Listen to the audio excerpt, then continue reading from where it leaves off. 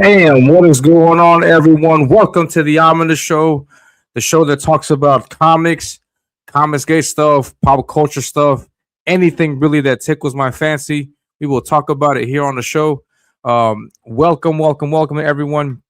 My name is Elliot Rodriguez, and I will be your host for today's show. You can see my name right here. And I am a comic book artist. I'm a comics gate artist. I draw a lot of cool shit for Comics Gate.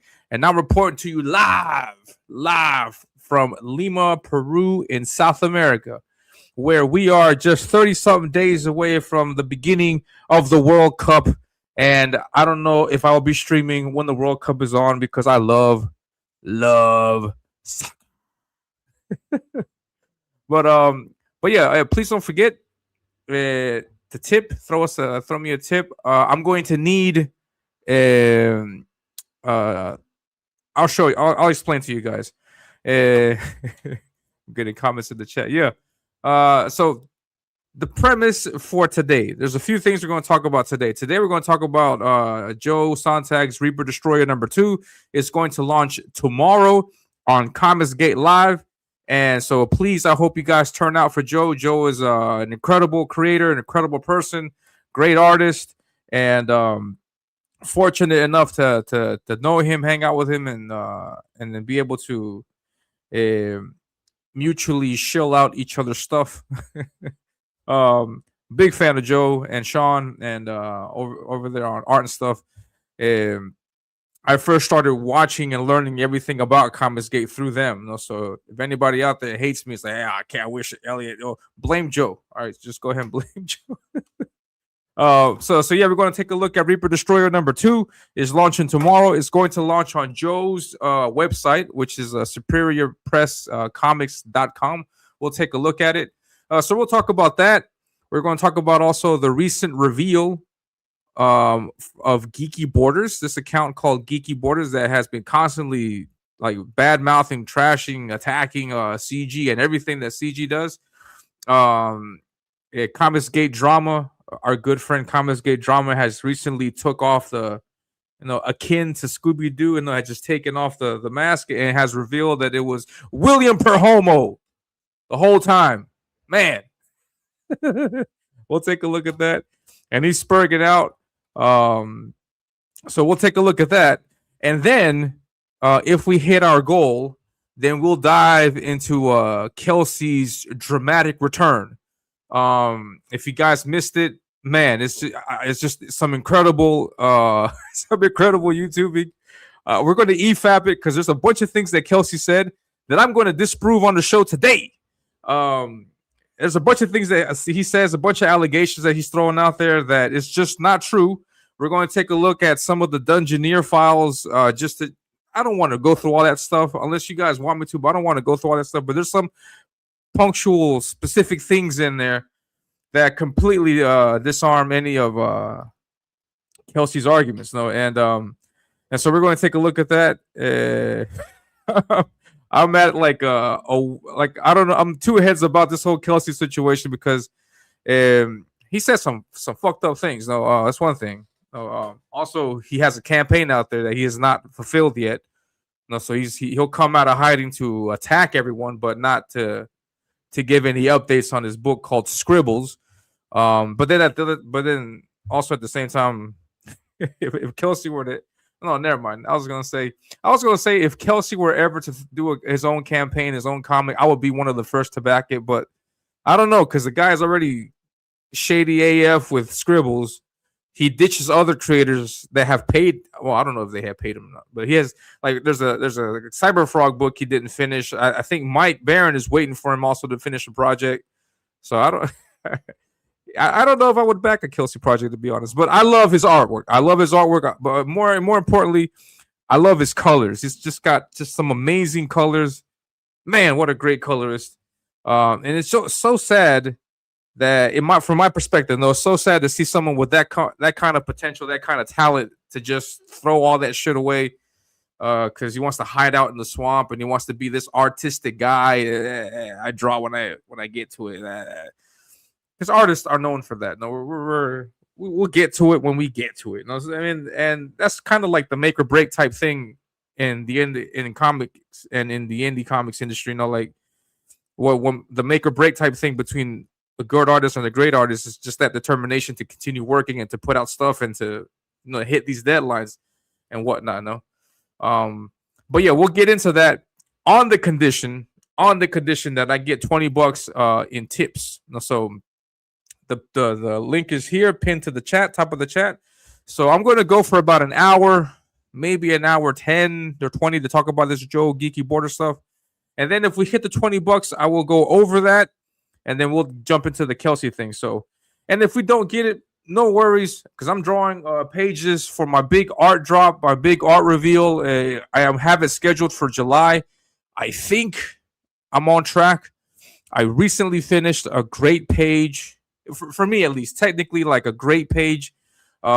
Page 11. It's a great page. It's a segment. There's a scene, a quick scene where Zadok shows off his technological chops and his know-how, and I had to draw this sequence of this machine that he built, and I had no idea how the hell to make that work, but I made it work, and I did it in 10 panels. And I just think, for me at least, I'm going to look at that page and be like, man, a lot of work went into that.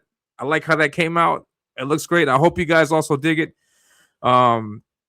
And yeah, so now I'm on to other stuff, drawing character sketches for characters that are going to be introduced in Volume 1. And so I'll have my big art reveal July. I'm assuming like around 10 or 15th of July, mid-July. I'm assuming. I don't know yet. I'll get a more accurate date once we get closer to it, because I want to show you guys a lot of stuff. Like I've been drawing since last year. I've been drawing a bunch of things for Volume 1. And if for those that don't know, last year I fulfilled the comic Ominus Avenging Death. It was like a preview comic, 10-page. It was a 36-page book with 10 pages of preview and a lot of additional stuff. But now I'm working on my actual graphic novel, Ominus Volume 1, and I've been working on that since last year. And so yeah, I've been working on that, and I'm going to show you guys everything that I've been working on July. So I've been doing a bunch of pages. I'm getting pages colored also. Thankfully to the money that you guys give me, I'm able to get these pages colored. So this money is not being tossed out into the wind. I'm using that money to color these pages because it's a 62-page book. And when I launch the campaign, I don't want it to be 62 pages penciled and inked, but not colored. Because I would like for that stuff to be colored so I could just get through the campaign faster. Because imagine, if I launch a campaign, the line art will be done. It'll be 2 months. I'll get the funds after the 2 months. But then you guys would have to wait, I don't know how long, for all those 62 pages to get colored, which could be like 2 extra months, 3 extra months. I don't know how fast the Emmanuel can get that stuff done. And then after that, you have to wait a few more months for me to do the lettering. And then after that, a few more months to do the pre-press. And then after that, a few more months to check the books. That's a lot of work. So I want to get some of that work done before I actually launch the campaign. So that's why I'm asking you guys for money. The money is going to go to color pages, and I'm not just bluffing. I'm going to show you guys all of the work that I got done so far. I hope you guys like it, and the idea is to give you guys just a fresh look at what is to be expected in Ominus Volume 1, and I think you guys are going to enjoy it. I'm going to draw some really cool shit. So I want to say hello. Yeah, so click on the link. If you click on this link right here, you can tip. I need $20. $20. Run them pockets. Run them pockets. Yeah, click to leave a message in there. I'm sorry for last week. Last week I got some messages, but I wasn't able to get to them at the time that they were sent. So I apologize for that. If anybody in the chat will let me know, because I still got to get that bot plug, not the butt plug. The bot plug. I need to get that I need to get that bot plug activated so I can know exactly when it's when I get these donations, when I get these tips in. So guys, please throw in a tip for $20 and we'll extend it, and we'll dive into the Dungeoneer files, because that's where I got this that's where Look behind me. There's a comment that says it isn't kayfabe. Malin is a liar. Shane is a liar. Man is a liar. Yeah, take a look at Malin is a liar. That stuff. Yeah, that's not a photo edit. That's directly from the Dungeoneer files. No, so we're going to take a look at that and see exactly what Kelsey says, and all that stuff. No. All right, so Scribe is in the chat. What's up, Scribe? Great to see you, man. He's got a book coming out too. We're going to take a look at that. Heavy Atomo. I don't know how to pronounce it, but it's a great book. It looks great. Ben Herrera doing the line art. Great stuff. Apex, what's up, Apex? Apex is in the chat. It says Kelsey is back. Kelsey is back. Jeremy Burt, what's going on, Jeremy? Great to see you. Ben is here. What's up, man? What's up, Ben? Great to see you. Dennis is in the chat. What's up, man? Yeah. Oh, yeah. He says Early and John Manley. Yeah. I saw that Liam was streaming with John Malin this morning. They got like a quick an hour and a half, 2 hour stream. I was checking that out. Great to see. Comics Liam is the best Liam. So hopefully we can get more of that. I dig seeing Liam on there. Yeah, blame Joe. Blame Joe for all this shit.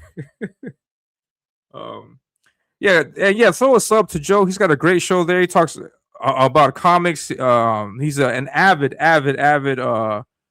promoter, user, consumer of 90s comics, and his book is just 90s everywhere you look at. And that's the time that I grew up reading comics.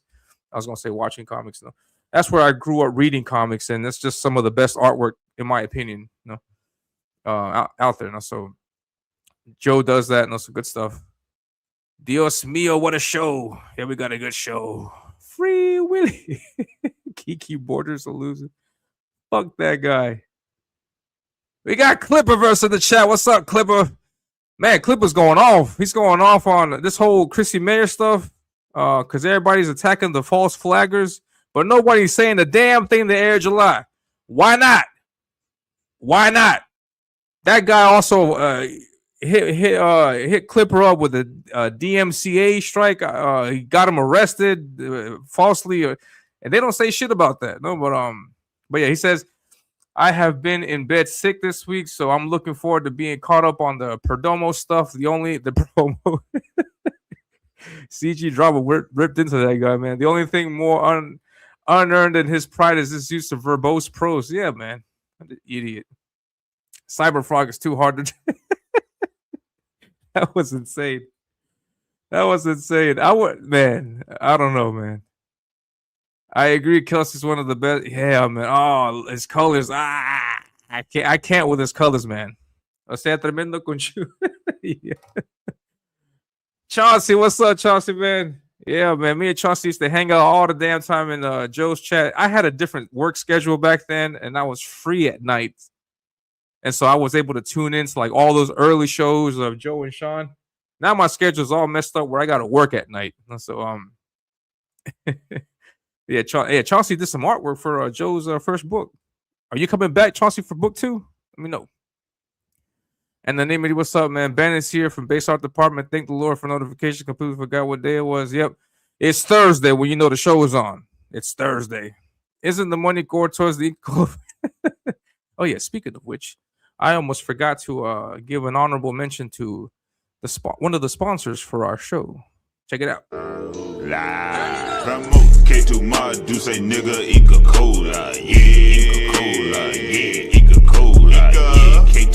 Baby, Inca Cola, yeah, Inca Cola, yeah, Inca Cola, vamos.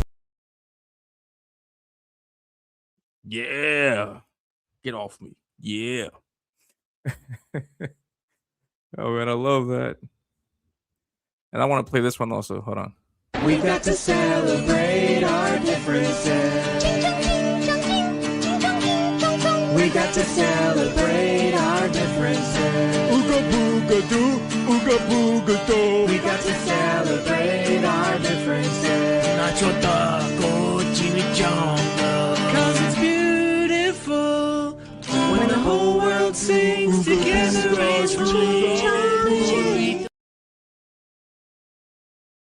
Chong-ching. Nacho taco chimichanga. My sister's in the chat. What's going on, TV? Great to see you. Thank you for stopping by. Riley in it. What's up, man? Good to see you. What activated? I don't know what activated. I don't know. Matthew Rumors in the chat. What's up, man? Great to see you, man. Comics Liam. Better than, yeah, I agree. Comic Liam is the best Liam. What's up, Mark? Dr. Mask is in here. His comic book is done. I think it's fulfilled. I saw a really great post from Pity Ma, a great supporter of CG, and she got her books in. Everything looks great. The books looks nice. My artwork looks great up there. I love it. I can't wait till someone catches Perdomo in person. Oh man, what a scumbag, man.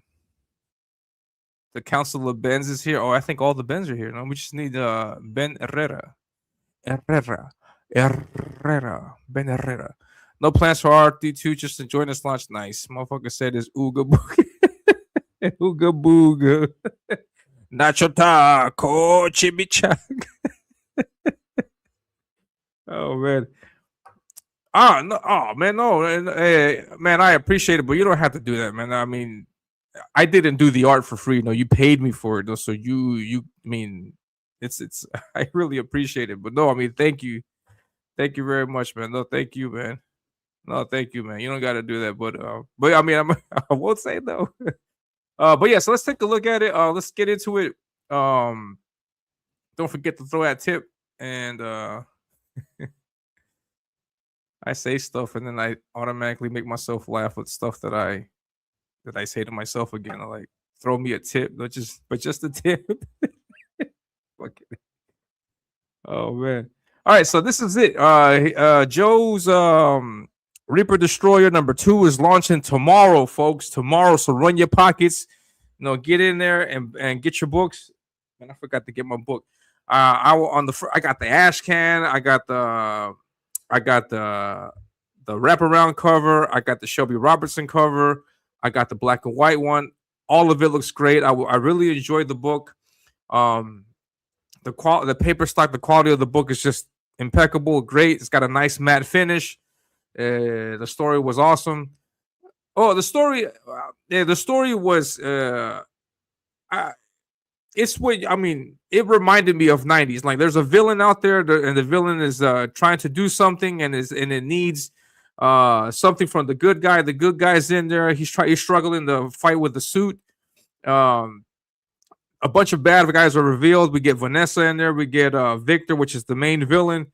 A lot of great shots. There's a great and the artwork is great. There's a great double page spread in there that really like surprised me because I hadn't seen it on the promotional stuff, and it was just a great experience reading that book. So that's a book I recommend. And Joe is he's someone you can trust. He's been around since 2020. He's been around for years. Drawing, doing comics. He streams every week, and he fulfills. I mean, the book, everything's great. There's no reason why you should doubt or like second guess yourself on whether or not to back Joe's book. No, because this stuff is great. And then this campaign, I was like, because last campaign he had a Dale Keown cover, like a sketch cover of the face. Shelby Robertson cover, and then he had his wraparound cover. And so for this book, I was like, how is he going to outdo himself, or what could possibly outdo like a Dale thing? I don't think he's going to get Dale every campaign, or something like that. No, but no, I mean he proved me wrong. He proved me wrong. He's upped it big time. No, right here, he's got his cover. He's got the John Malin cover. He's got an Ethan Van Sciver cover. Ethan's doing a cover for Joe. He got Brett Booth to do a cover, and damn, no, that's just like great stuff. And then he's got Oliver Isabedres doing the cover. He's a great artist, also.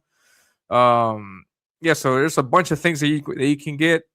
There's a 6 cover combo. There's black and white virgin covers, 1-to-1 card slab sketch covers. sketch covers, also just a custom head sketch cover. That's dope. I like that. I like the idea for this black and white edition. It's like the black and white image, but in negative, like you're reversing the thing, and this great, looks great. There's also the 15 all in. I'm not exactly sure what that. I'm assuming that's all the books, everything available on the campaign. There's a black and white ash can. You can also get original art pages. No, now I ran into some kind of glitch, I think, because I wanted to sign up for this, but because I haven't signed up yet. But I don't know. Hold on, let me go back. It says Reaper Destroyer 2 campaign launching on May 15th. Side note now to risk. Like I don't know if this is a thing. Let me take a look.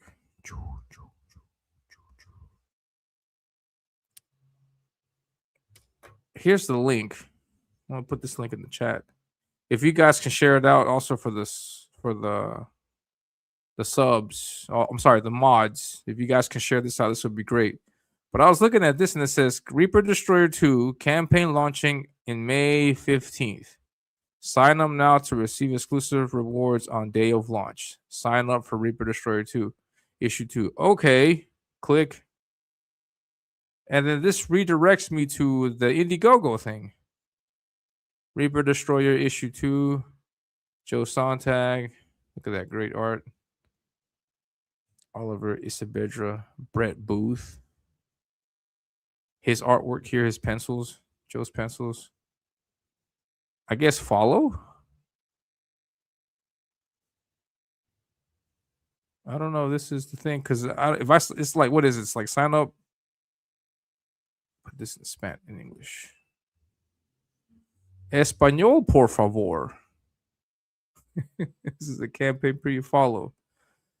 Let me see if this works. Man, I have my Indiegogo account, but oh man.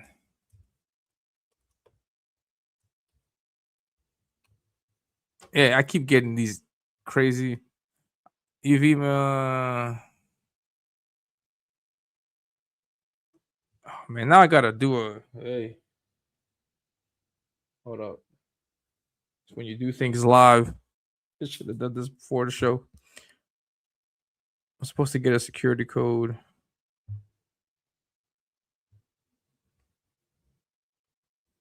One second.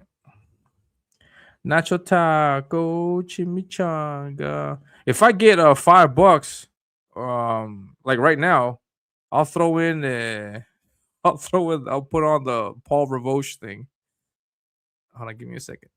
All right, here's the code.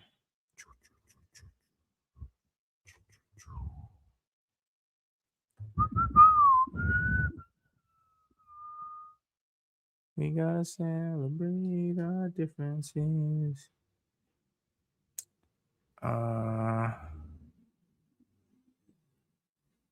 Yeah, I'm already following the project.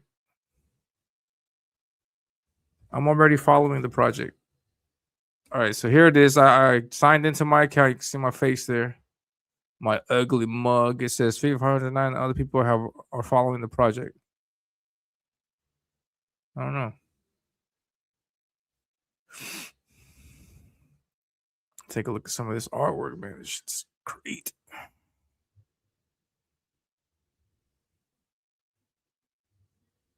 Brett Booth doing Reaper Destroyer. Would you imagine that? Look at that. Great stuff, man. Oh, look at those inks. Look at the lines. Oh, man. Oh, he's got splatter on there. John's not going to like that.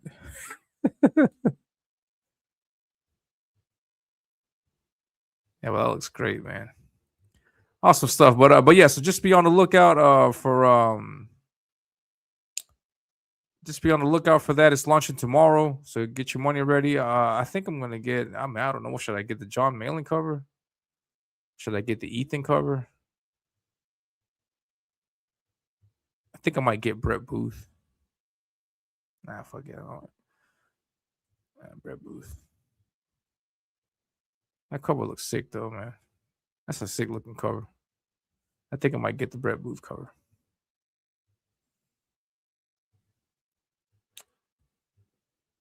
Yeah, because John went very Sam Keith on his cover. I like Sam Keith, but I don't know. I like Brett Booth too, man. I should just get both. So that's launching. So be sure to get that. That's launching tomorrow on Comics Gate Live. I don't think I'm gonna be on Comics Gate Live. I don't think I'm gonna be there, but I will be there in spirit. So you guys be sure to get that. We got Marcus Killigrew in the chat. What's up, Marcus? Just an FYI on Marcus. He recently got his account hacked. Old man Marcus got his account hacked. He clicked on that link, and he got his stuff hacked. So he's got a new account now. So be on the lookout for that. I keep forgetting the numbers at the end of people's names. What numbers? John also did Rob Hunter's cover for Death Ray. He did, right? Nice. Harder Roy. This man is pissed at Kelsey. Pissed at Kelsey, man. Oh man, don't bring him up because Roy's gonna go off. And I got a few things that I want to show you guys also. Let's take a look at this. If you guys are ever in a jam, if you guys ever get mugged, then here are some tips from a police officer that could really save your life. So let's take a look at these tips.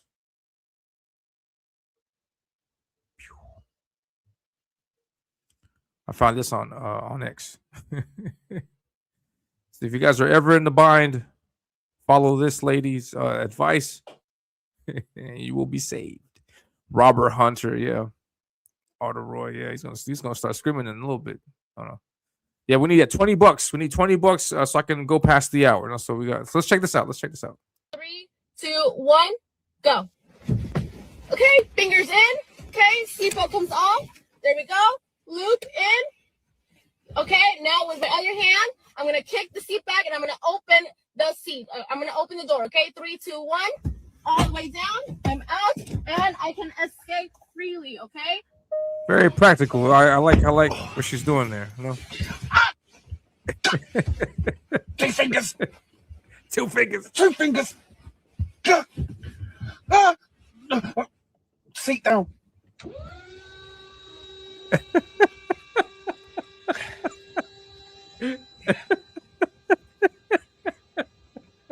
In the arms of the angel. 3, 2, 1. Oh man, that's go. hilarious. This just Okay, got everybody fingers killed. Okay, seatbelt comes off. There we go. Loop in. Okay, now with my other hand, I'm gonna kick the seat back and I'm gonna open the seat. I'm gonna open the door. Okay, 3, 2, 1. All the way down. I'm Open out, the seat. and I can escape freely. Okay.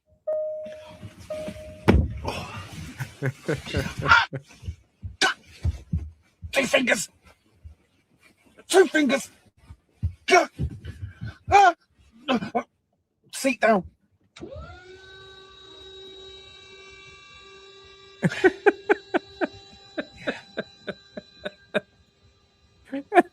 In the arms of the angel. 3. Oh man, it gets better every time I see it. I wanted to share that with you guys. Here's something else that I thought was super funny about the Paul Revouche thing. Because Graham pitched in. He threw in his 2 cents on the whole Paul Revouche situation. That was hilarious what he says. Let's take a look at what Graham said. Oh crap! What happened? There it is.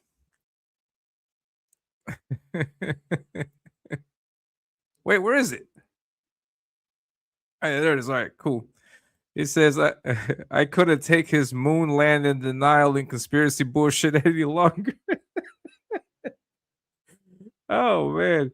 Everybody was ripping into Paul. Fuck, even Graham pitched it. It's like, I can't take that shit no more. Yeah, Graham, tell it how it is, man. He don't care, man. He was also in the Dungeoneer Fall thing, and yeah, he just told it how it is. And yeah, man, great stuff, man. What else I got? I got something funny up in here, or I don't. I don't know if I have anything funny here. Hey, here's something hypocritical from our hypocrite number one, Eric July. This comes from Vincenzo. Man, you guys need to follow Vincenzo. He's always got funny stuff. Funny stuff regarding Eric July. Yeah, man, Graham, he don't got no F's to give, man. He's a comic book pro. He's a legend status. I mean, he's done it all, seen it all. He ain't got time for nonsense or any other stuff. No, so he got time for your bullshit conspiracy theories about the moon landing. And Vincenzo says, "Good morning. How many things in Eric July's business guide contradict the latest moves of his own company?" No, so he's got this book that's called "How to Build a Creative Business." The Ripperverse way. The Ripperverse way. Get a soft cover, get the hard cover. Get what I do. And it says, here is the breakdown of how to build a creative business based on the Ripperverse model. Number 1, establish a direct to consumer model. Eliminate gatekeepers. The core philosophy is to rely on your own platform rather than traditional publishers or distributors.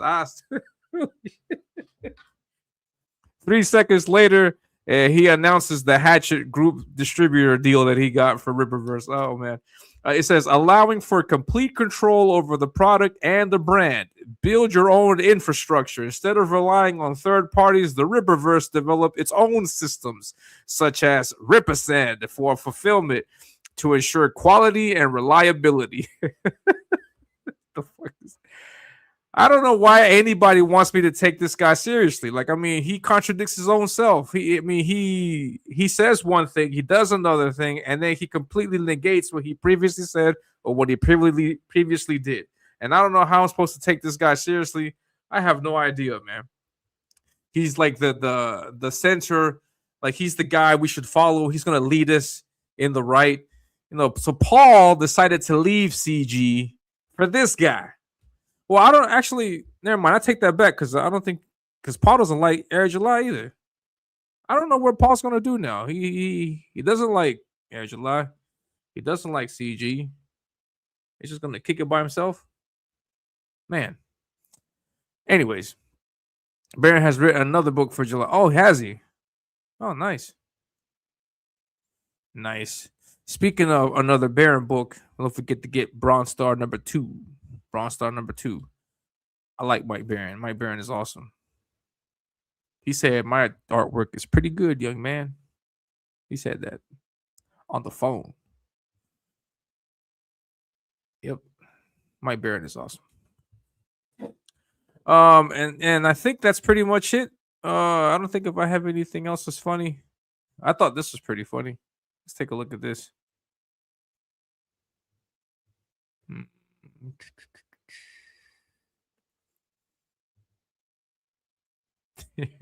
Dr. Bass. He says, I'm going to come up with Dr. Mask Ascend. Ominous Send. Oh, can you guys imagine that? Ominous Send. Will you get your book? Will you not get your book? Who knows? Ominous Send. I got this. This is a random post from some guy, some CG here. He says Mike S. Miller, Edwin Boyette, Doug Tenaple, Eric July, Yellow Flash, John De La Rose, PTP, Phil Diaz, Biggins. Biggins is an asshole, man. Alasmat, Camel Moon, Dan Fraga, and now Paul Ravoche. I've been introduced to more filthy chunks of shit than an Indian proctologist. Thanks to Comicsgate. Man, that guy went off too, man. I've been introduced to more filthy chunks of shit than an Indian proctologist. Thanks to Comicsgate. That's harsh. But yeah, so we got that comment. Oh, that's funny.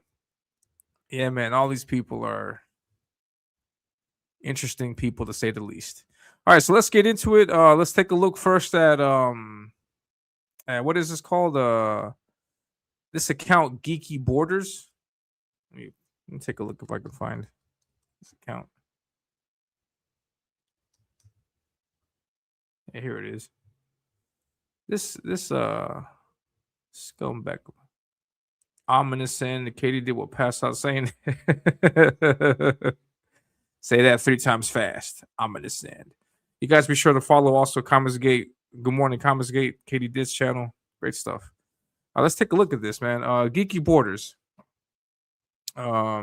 This is the account. It's called Geeky Borders. It's got the Spider-Man Steve Ditko cover as a profile pic. But yeah, this account is just dedicated to everything. Talking about Ethan Van Sciver, Comicsgate, just everything in general, no? Throat Goat, Ethan Van Sciver, all this stupid nonsense. No, John Malin, what I had Rob Casey guy, that was interesting. Inspiration, just everything against CG and then promoting other people, no? The heroism of Kelsey Shannon needs to be acknowledged, right? And then he retweets himself. Hot take: publicly accuse someone online being as an attempt to get someone to self dox. What? We got Vaughn Coleman here.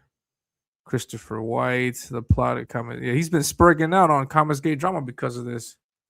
But yeah, he posts a lot of hateful stuff towards CG. And then we got this awesome tweet from our good friend Comicsgate drama. And we're gonna take a close look at this.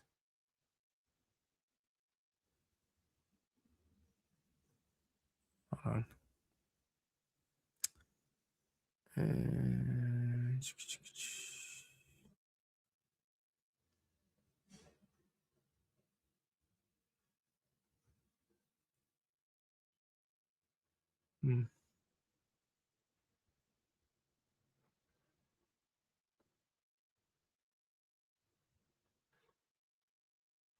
Sorry, I was spurging out for a minute. Not spurging out, but I was thinking of something for a minute. Well, we got this great tweet from Comicsgate Drama. Says, "But I am a practiced observer," and he posts this image, and it puts side by side tweets from William Joseph Perdomo and Geeky Borders, and they have a very similar speech pattern, very similar way of expressing their ideas. And I'm going to read on the left what Perdomo says. And then on the right, well, actually, I'm going to look at the highlighted things, because first he responds with the word exactly, and then Geeky Borders also says exactly. Now, it's just one word, but to capitalize the E and to put a period at the end, it's a little bit revealing because, I mean, if you're just typing it, you have to like go through the trouble of capitalizing that E and putting that dot there, that period there. So it's exactly the same. The second tweet says exactly. No, you can't deduct anything. And then Geeky also says exactly. Ethan has no right. So again, with that, it starts the sentence off. It starts his idea, his rebuttal. It starts off with just that one word sentence, exactly. And so that matches. He does it again in the third one. It says exactly. Now you got it. Exactly the 100K in 24-hour metric. So that lines up. And he does the yeah in the fourth tweet. Says, yeah, you can check back. And then with Geeky Borders, he says, yeah, I like Cecil too. No, so he's got that also, that habit of doing that. I don't do that. Like when I tweet, I don't do that. If I were to include like a one word thing at the beginning, I would just use the word, comma, and then the rest of my idea. But Perdomo, he's got the habit of putting a period and then continuing the next sentence, which is the same thing that Geeky Border does. No, so that pattern is repeating from one to the other. Here it says, dude, I'm so afraid of the ocean, something, something. And then Geeky Border says, dude, that is exactly what I was thinking. No, so he lined it up. Now, Perdomo can make an argument that, it's just one words that seem to line up. But I think here, like, we're looking at the fact that how he has it organized, how, even like, it's just even the two lines of text, like, it's almost like all of it is just like very, very similar. No, so tell me in the chat, tell me what you guys think. Am I crazy? Is Confiscate Drama crazy, or is this really or can we safely say that this is Perdomo? What do you guys? And I'm gonna explain why I'm saying Perdomo too, because he got him with that too, man.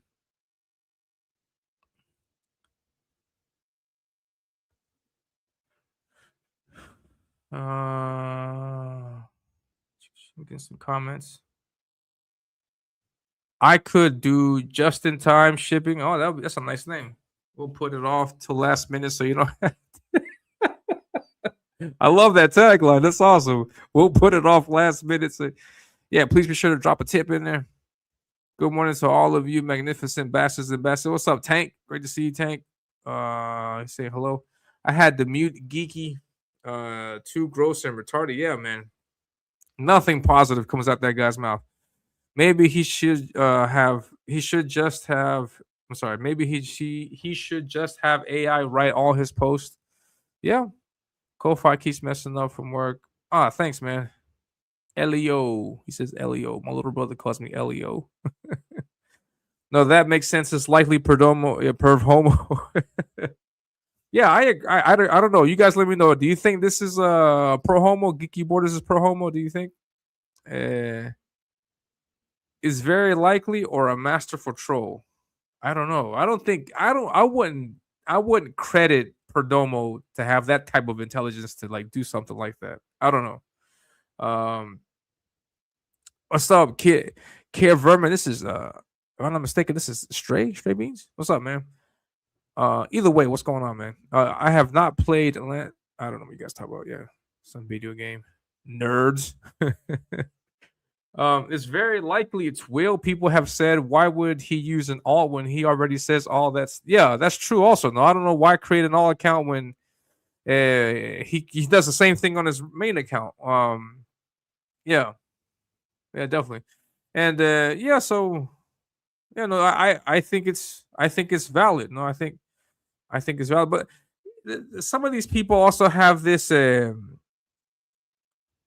What's up, Atoy? What's up, man? Great to see you.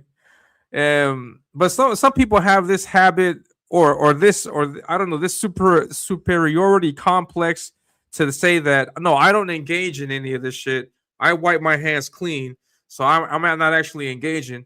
When behind closed doors, they open up all accounts and then they start attacking and then they start doing the thing. So they want to put on this facade, this front that they don't attack.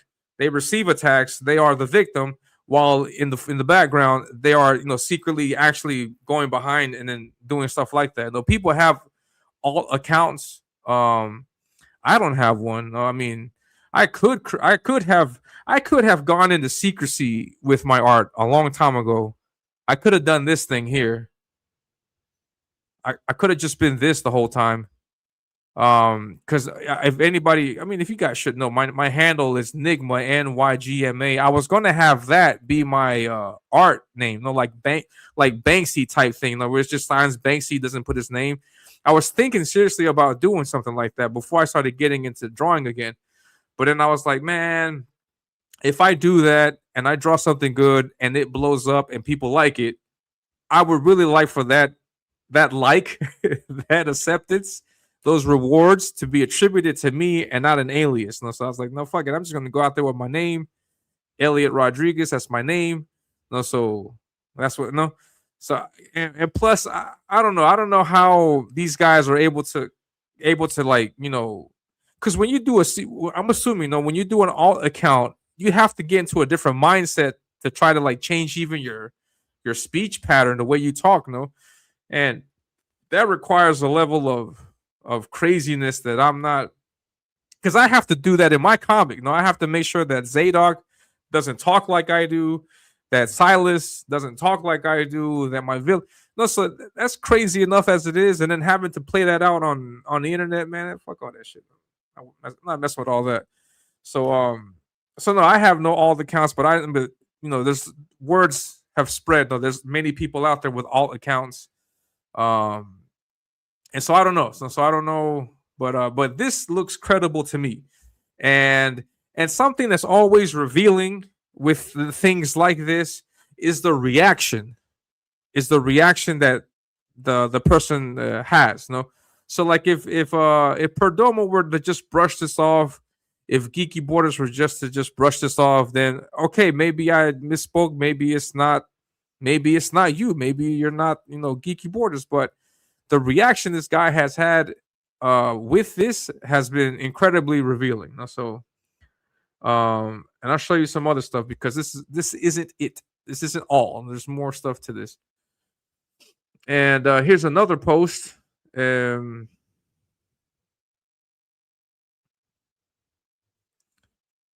here's another post from Comics Gate Drama. He says, "By their fruits, works, ye shall know them." And he says, "Prose, grammar, sentence structures, expression, and vocabulary are as unique as fingerprints." And that's true. No, each person has their own set pattern of how they talk, how they express themselves, what words they use, vernacular, all this other stuff. No, so we take a look at this, and he's got another picture of side by side stuff. No, and this is even more. This is even more egregious. This is even more on the nose than the previous stuff. No, it says, "No, you're part of a gaggle of racist pieces of shit." No, a gaggle. If you guys don't know what that means, it means a lot, a bunch, a group, a big group. And then Geeky Borders does the same thing. He says, "His gaggle of creeps and imbeciles." No, so gaggle is the word that he likes to use. No, and then the second post also of man in general, but this gaggle of lunatics in particular. No, so again with the gaggle. And then Geeky Borders again. Of all the people that Ethan and this gaggle of nitwits. No, so gaggle again. He likes gaggling. Gaggling these nuts. Hold on. Let me do something because I think. Hold on, I think I could do it here. Yeah, because Ben said that he put in for the PayPal. I can confirm it right now. I want to play that Paul Ravoche. I love that Paul Ravoche. That song is great. Put in $5 into the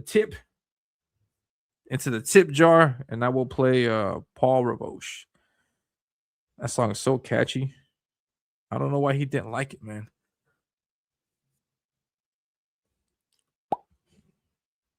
All right.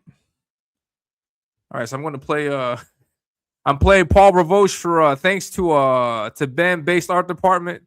I need $8 more. $8 more. Occam's retard. That's a great one. I like that. This is for you, Ben. Let's sing this song all together. Everybody hold hands. Let's sing. My name is Paul Ravoche, and I'm a commercial artist and comic book illustrator. Writing and drawing, his mind expands.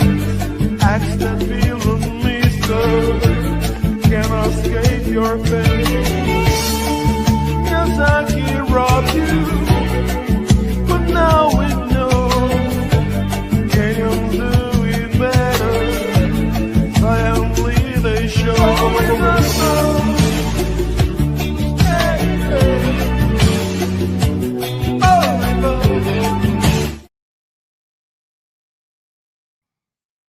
Paul Ravoche. Oh. Paul Ravoche. Yeah, I figured out. I saw a trash cast. I don't know if you guys caught trash cast, but I figured out why Paul didn't like that. Apparently, Paul lost an Oscar win for for an animated short that he did to the Miyake guy that's mentioned in that video. So like the lyrics to that bit are like jabs and jabs and jabs at Paul. I finally got why he didn't like it. But I mean, that tune is super catchy, you know. So if you guys want to hear it again, drop $5 in the tip jar. Gaggle these nuts. Yeah, so he likes to gaggle a lot. No, he says gaggle. Let's go back to this per homo shit. No, it says, and then in the third tweet here, he says, back to it, racist, low IQ. No, and then in the other one, again, he says racist, low IQ. And then the last one, he says retarded, inbred.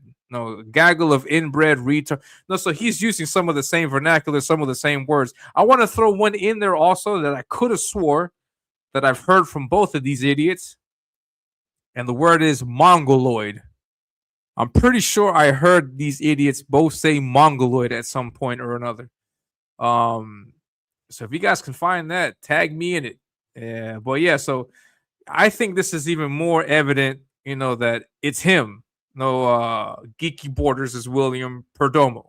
It's him. No, I just this is now it's really difficult to convince me otherwise. No, so I don't know what you'd have to do to convince me that it's not him. But all signs point that Geeky Borders is William Perdomo. And so let me know in the chat. Do you guys think it's him? Do you guys think it's him? Do you think William Perdomo likes to gaggle these nuts? Paul Revoche. Hey. Paul Revoke. Otto says if they aren't the same person and they get talking points from the same individual, yeah, they might get scripted stuff sent to them. No, yeah. But how do you prove that? How do you convince the whole group out there that that's the case? No, so it's a gaggle, a bunch, a huddle, a flock, a bevy, a cluster. Nice. Yeah, see, my man right here, he's a writer. No, so he knows. More power, hey. Thank you very much, Jeremy Burts. Yeah, guys, throwing the tip. I just need $8 more. $8 more, and we're going to jump into the whole Kelsey Shannon thing. We're going to EFAB. I want to EFAB his appearance on Trashcast, and then I want to like nitpick some things that he says and cross-reference it to the Dungeoneer files, so you guys can see what's what. You forgot murder and clan, yeah. Paul Royce is the #1 hit. Yeah, Masaki's boys and the heroine bumped out Robot Dreams or whatever. Yeah, that's right. Nice. I'm gonna get you guys Ben and Dennis. I'm gonna give you guys I'm gonna give you guys a all right, nice. Hold on, let me show you guys this. Hey, I'm gonna play Paul again. Hey, Paul Revoche. Miyazaki robbed you, but now we know Canadians do it better. Nice and slow. Paul Revoche. All right, great. So we're gonna jump into it with the whole Kelsey stuff. Are you guys ready for this? This is gonna be fun. I'm gonna get in so much trouble. It's gonna be fun. So yeah, so let me know if you think it was Will Perdomo. Let me know what you guys think. I think it's him, man. It's gonna be really hard to convince me otherwise. No, so now every time Geeky, every time you post something, I'm like, oh, okay, Perdomo. Oh God, we know it's you, man. Oh man, we got some more stuff. Also, take a look at his reaction. Also, his reaction is very telling, though.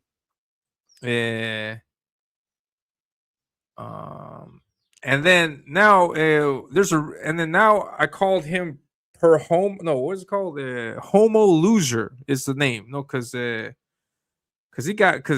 Comics Gate Drama went at him again and went at him with they were going back and forth, and then the last thing that he broke down for him was how his name, like the syntax, the meaning of the words in his name.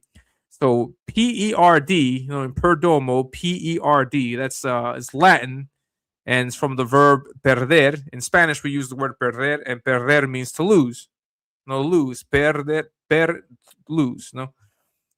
So perdomo, no, P-E-R-D, lose.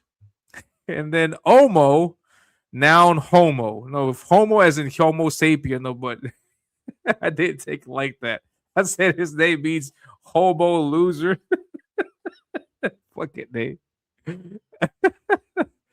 Oh man, every time I see Geeky boy, I'm like, oh, I know it's you, motherfucker. It's just Perdomo. Shut the fuck up, Perdomo.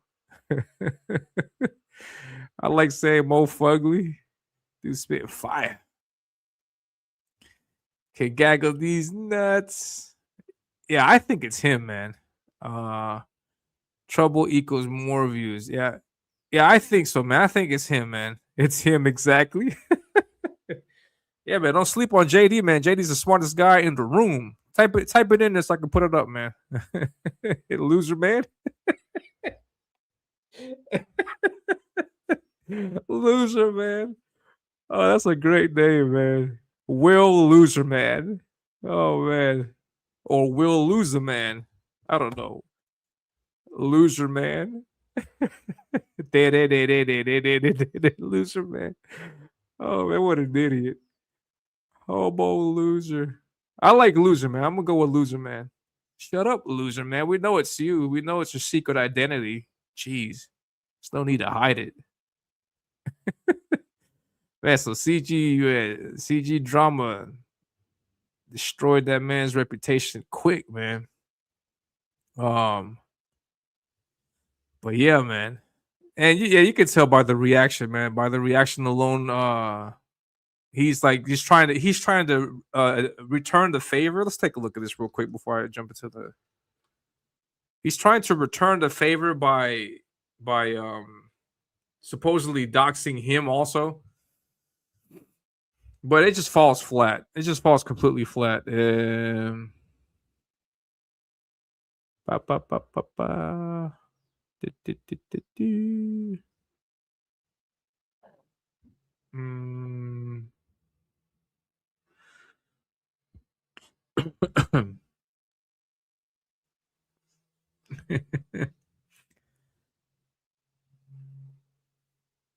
This is hilarious. Take a look at this, guys. This is hilarious, and then we'll jump into the Kelsey shit. This is hilarious. Look at this. All right, so the reaction, though. What is the reaction from Geeky Borders? He says Christopher White, aka Comic Book Hut / Comicsgate Drama. Everybody has accused him of being Comic Book Hut. Comicsgate Drama has came out and said it's not him. Ethan was really close to guessing who he was one time. One of his shows, I forgot which Trash Cast it was, but the clues that he gave out is that at one point in time in early CG history, he was a regular in the chat. So it's someone that you could probably, if you go back, you could probably find out who it is. But he just didn't say. No, so now Geeky Borders is trying to, unmask CG drama. So he says, Christopher White, just a reminder of his comic book crowdfund that failed so spectacularly, he ran from the name Comic Book Hut and started operating as Comicsgate Drama. What proof do you have of this? No. And then William Perdomo responded, Super Sleuth, truly the face of Comicsgate. So I don't know. Can you imagine that mental exercise? I gotta put this up as Geeky, and then I gotta respond as Loser Man. Loser Man's got me blocked, man. I don't know whatever I did to him, man. Loser Man. Loser Man. All right, so now before we get into it with Kelsey, let's take a look just one more time.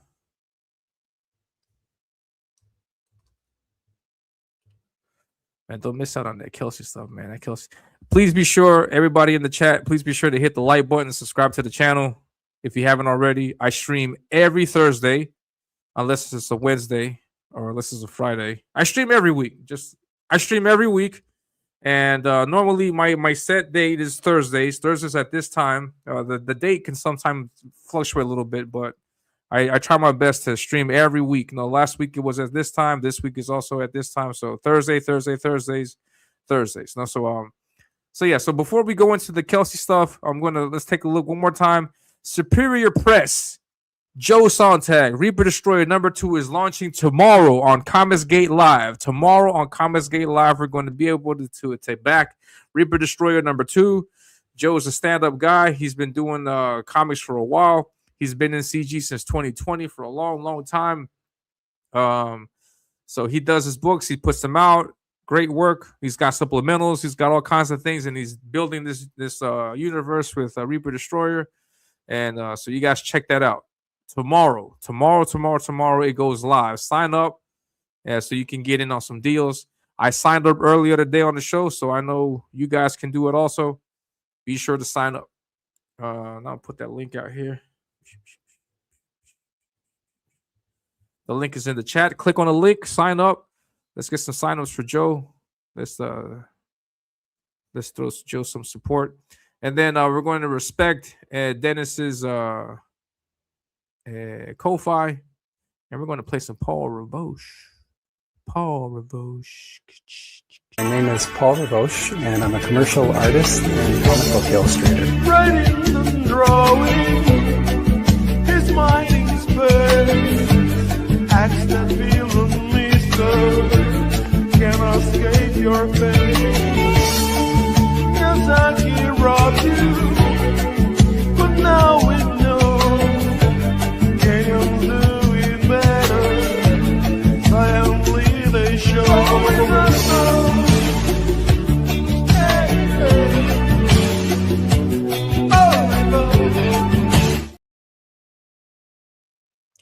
Paul Ravoche.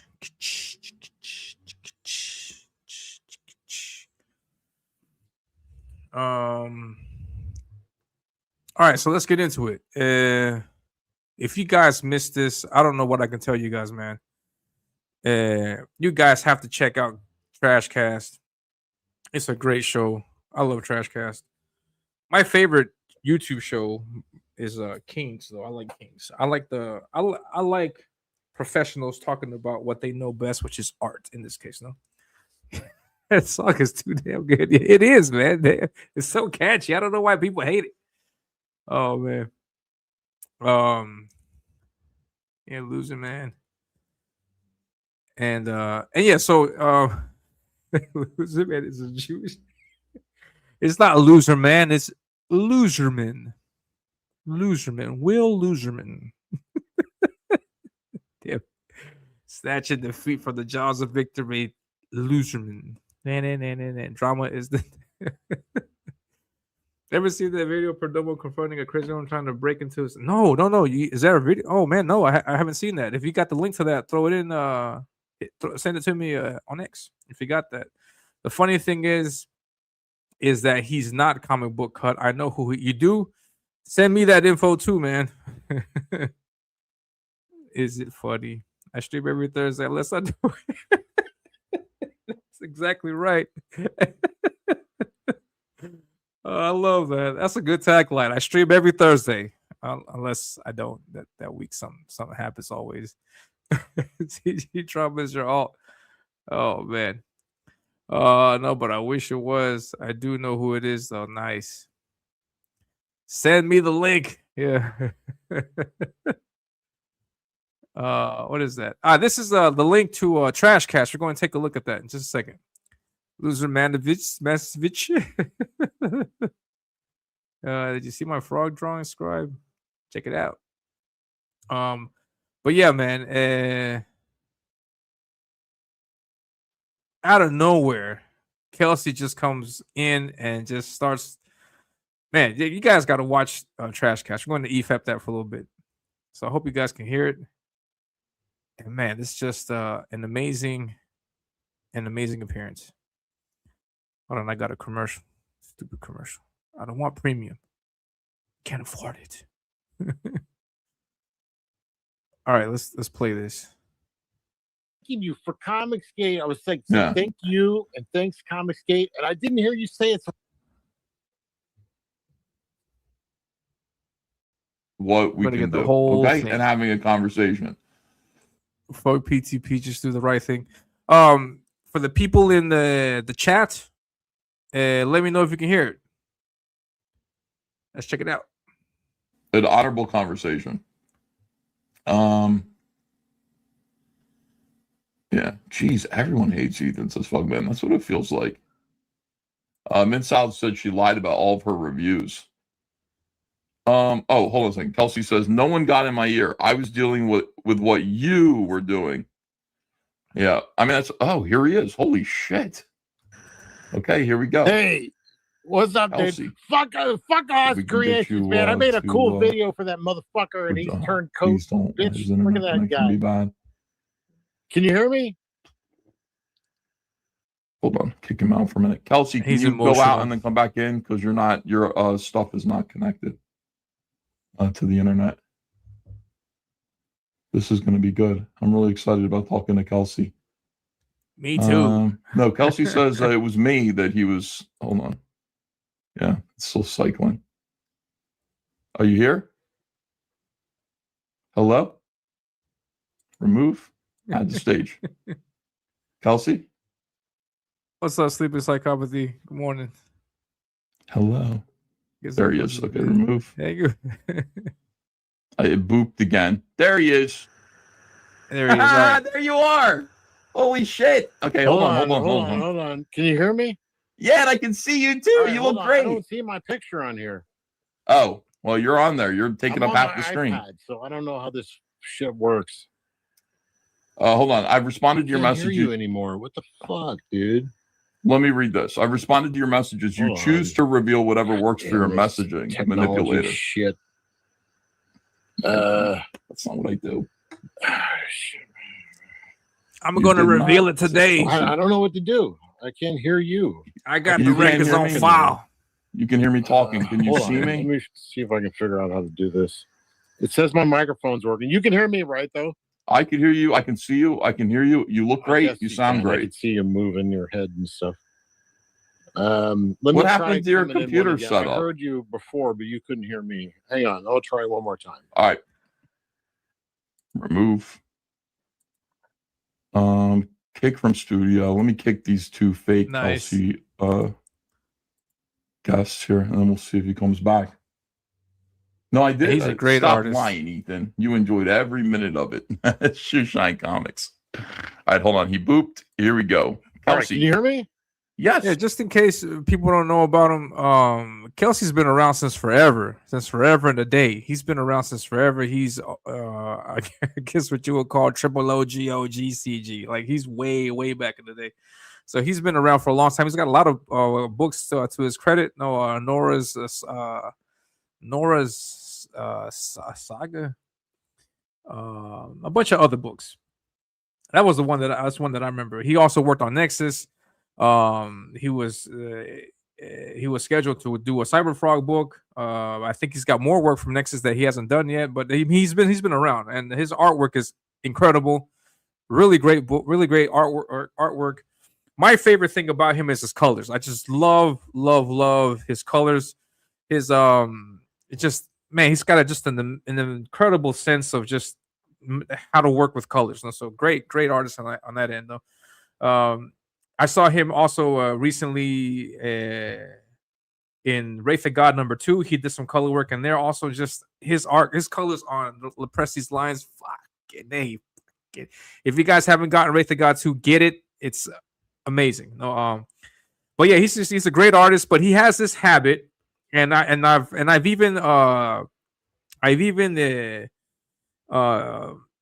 documented it on the show, on the Ominus show, like his appearances, because he has this habit of appearing for a while and then disappearing for a while. He appears and then disappears. He appears and then disappears. So Kelsey's not someone that's constantly around all the time. No, he was on the Jack show, but he left, he has left a bunch of times. So he's left and come back, and all this other stuff. And he was also on Greybeards. He does artwork on Greybeards. Also, Greybeards is a show from Aaron Lepresti. It's got Gary Martin on it. Dan Lawless. Dan Lawless replaced Kelsey. David Williams is on there also. And so they draw.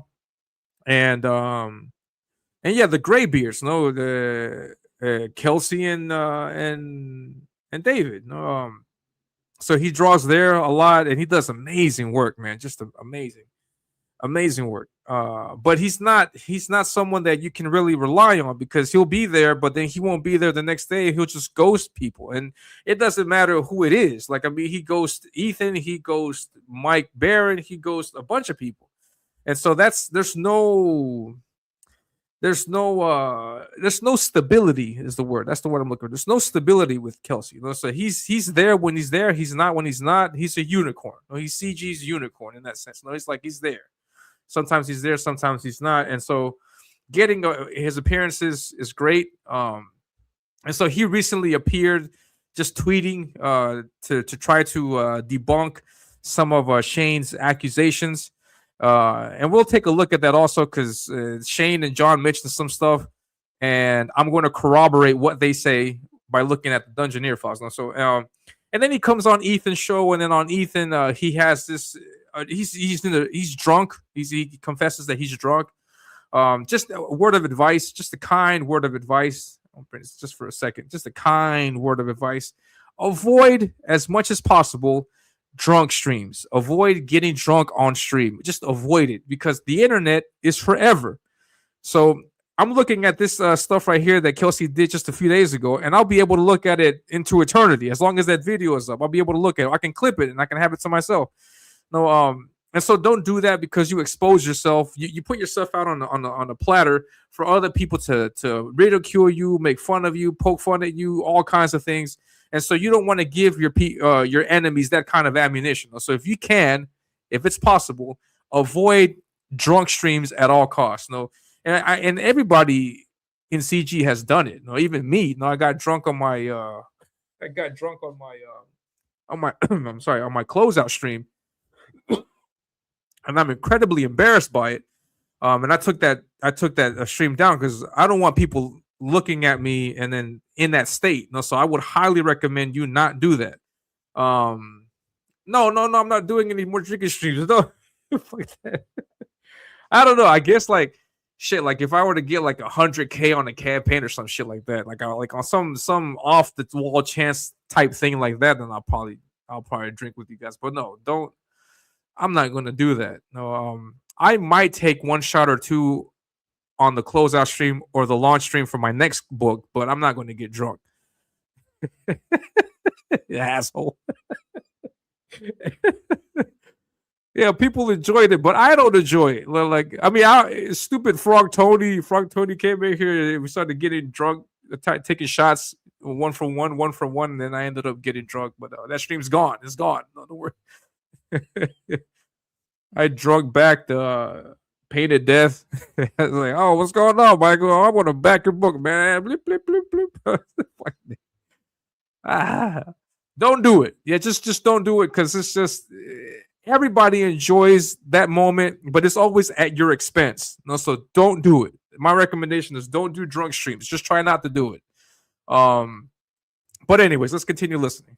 All right, I turned off the video I was watching. That was the problem. All right, fucking A, dude. All right, this is great. Okay. Yeah. I'm really happy to see you. Can I just say that? Read chat. No, I'm drunk as shit. So like I was drunk tweeting and I was being angry, and I'm not, you know me, man. I'm not that fucking angry. I'm just like loud. Yeah. No, I didn't. I don't care. I didn't know that you think Comicsgate, because I was watching that video. I was very thankful for that chicken, man. You have no idea. Like it came at like the perfect time, dude. I fucking love that chicken. You said it was the middle of the night. You said it was at a bad time. Good. Oh, I loved it, man. You have no idea. It hit my mom actually loved it, dude. I take care of my mom. No, we're not doing that shit no more. Oh, I didn't know that. Okay, I didn't know that. No. She's okay, but she needs a little. No, you're true, Sleeper. Yeah. I'm not going to blame Frog Tony, because I was the one that said, I'll take a shot for everything. Yeah, you're right. White girl wasted. Oh, man. But I'm not doing that. Half a White Claw. Oh man, helping there and there. So, but she loves like fried chicken, man. And you What's guys up, Nicholas? just nailed it. You nailed it. The chat paid for it, by the way. I said, know. That's why I was thanking you for Comicsgate. I was like, thank you and thanks Comicsgate. And I didn't hear you say it, so I got pissed off about it, man. So I apologize if I got that wrong. I'm sorry. Everybody here knows. Wait. Now, this is the first thing that he says. Hold up, dog. Hold up. That's not true. He claims that. Go back. For Comicsgate, I was like, thank you and thanks Comicsgate. And I didn't hear you say it, so I got pissed off about it, man. So I apologize if I got that wrong. I'm sorry. Everybody here knows that they know the message because the message was very funny. And, you know, so we did share it. Dude, I was ready to fucking shoot that guy, man. I was like, who the fuck's knocking on my door this late, man? Yeah. I have that documented, and we're going to take a look at it. Because if there's any more allegations that of Kelsey getting mad that no one what is it called that Ethan didn't share out, that's a falsehood. If you take a look through my catalog of the shows, in Ominus show number 48, we have this segment here. The show is titled "Cancel Netflix, Kelsey is Alive," and I'm gonna EFAP myself. I'm gonna EFAP myself. Ominous show number 48. Check it out on the show. Ominous show number 48. Everybody misses Kelsey. Look at that. Pity in the chat. Thanks, Ethan K. Sorry. It says, I saw Miss Kelsey. He also did artwork in Kit Carter. Yeah, good stuff. So I'm gonna back it up a little bit. He was genuinely surprised. Ha ha ha. He got it. Yay. Did you tell him it was from Comicsgate? And see just now. 1 second. My allergies are kicking my ass. But yeah, so that he did that. Did you tell him it was from Comicsgate? And that's what we heard. That's gross. So I think this is Uber Eats. So the Uber Eats guy apparently made contact and gave it to Kelsey. Kelsey then later confirms, or apparently Kelsey confirms. Apparently Kelsey confirms. I'm such an idiot. Here we have his confirmation. He says, thanks for the chicken. Let's read this. I'll read it because I don't have allergies right now. It says, thanks for the chicken.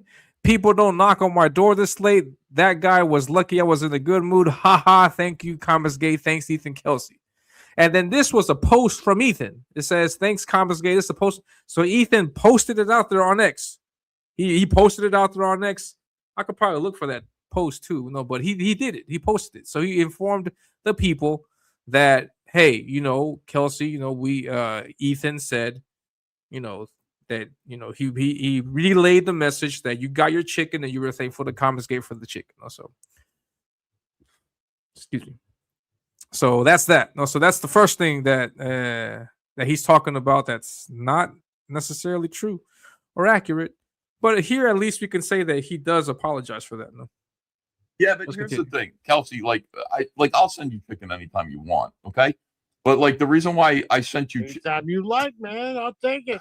Draw some pages for me. I'll send you chicken. Listen, yeah, you have to draw some cyberpunk. But no, the reason why is you just disappeared from my life. Now, I didn't know that you were really mad at me, even though I do remember you sending me messages of the you're fucking up variety. And I remember seeing them and going, I don't know what I'm doing wrong. Tell me what I'm doing wrong.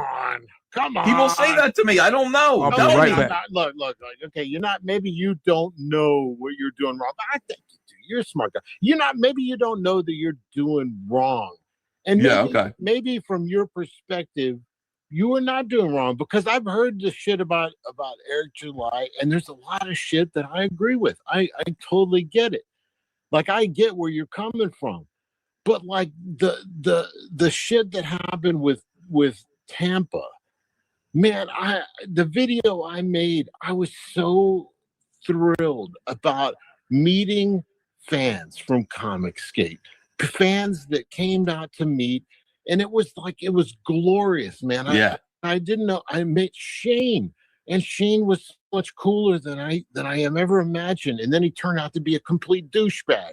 So I don't care about all you fucking fans of Shane, man. The guy was lying about me, saying that I was holding this shit hostage. Not true, man. Not fucking true. And I showed that in the fucking DMs that he paid me as I delivered artwork.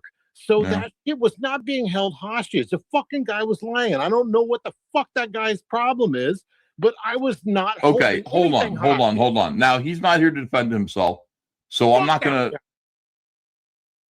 That part we can say that it is true because what is it? Shane later that stream, or I think on a separate stream with John, he confirmed, like, okay, if you don't want to use the term held hostage, then okay, then Shane fessed up to that. Okay, that's all right. Let's not use the term held hostage because that may not be accurate. So okay, I'll give you that. No, let's continue listening. Man, no, I know. Okay, you can say fuck that guy. You could. So it looks like you're drinking moonshine. What are you drinking? Nah, I'm drinking screwdrivers, man. I've been drinking. Okay, it's orange juice. I got all love, man. I got all love. I'll totally forgive Shane. He just fucking. You can do that with him. Himself. I get it. No, you can do that with him. Here's the thing.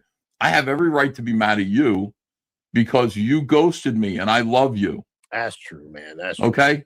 And I never stop.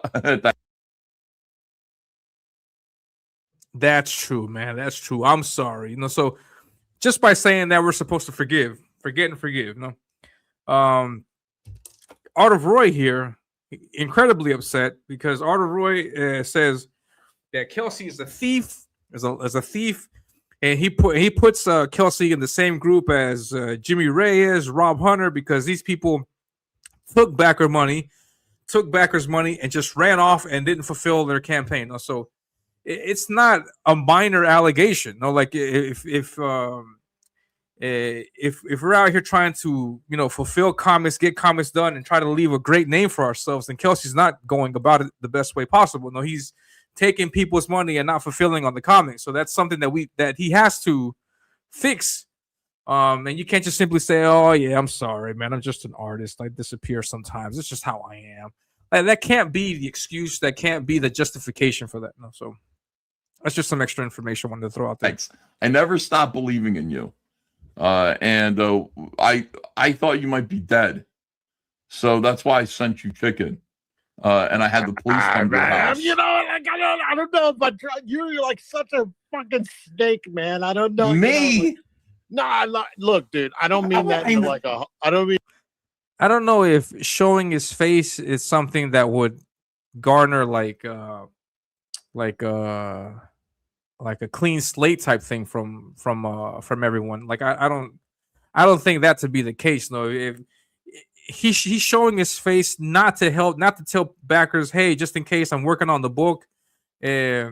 He's showing his face to continue on with this drama. No, so this drama stuff. So yeah, definitely, man. Joe, what's up, Joe? Joe, I signed up to your campaign, man. Smash that like, yeah, hell yeah. So I signed up to the campaign. I'm promoting the book, but we're jumping into this whole Kelsey thing.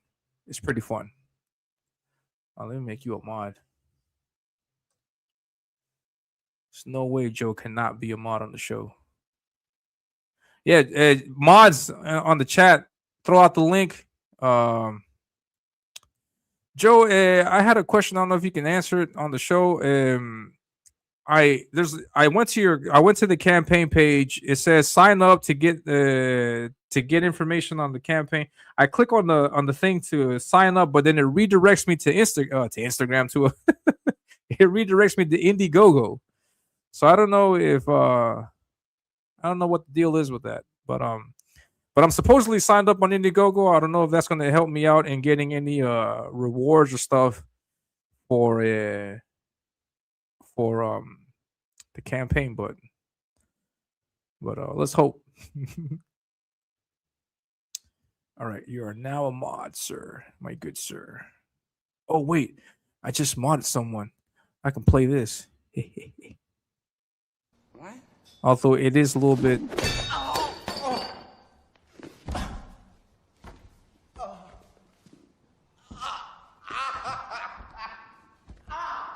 Any other questions? You know how bogus it is that I finally get that clip and then YouTube changes it from wrenches to shields. So. But anyways, let's continue listening. In that a harsh way, like I totally know. I know. Like I got a sixth sense about shit. You're doing shit. And like I don't blame you on one hand because I know you're protecting your business and your family and your shit like that. And I don't go, dude. I fucking get it, man. I would fucking kill shit for like my family. Hold on. Joe says, yeah, that's the old link. Just go to the website tomorrow and follow the link below with the John Malin cover. It will take you to the page. Nice. All right, cool. I will do that. Nice. Yeah, so don't forget, guys, tomorrow on Comets Gate Live, Reaper Destroyer 2 is going to go live. Yeah, kudos, Joe. I was also talking. I'm going to take advantage of the fact that I got you here. I was also talking earlier. It's like on your first campaign, you had Dale Keown do a cover. You had your cover. You had Shelby Robertson do a cover. And I was like, man, how are you going to up that on this second campaign?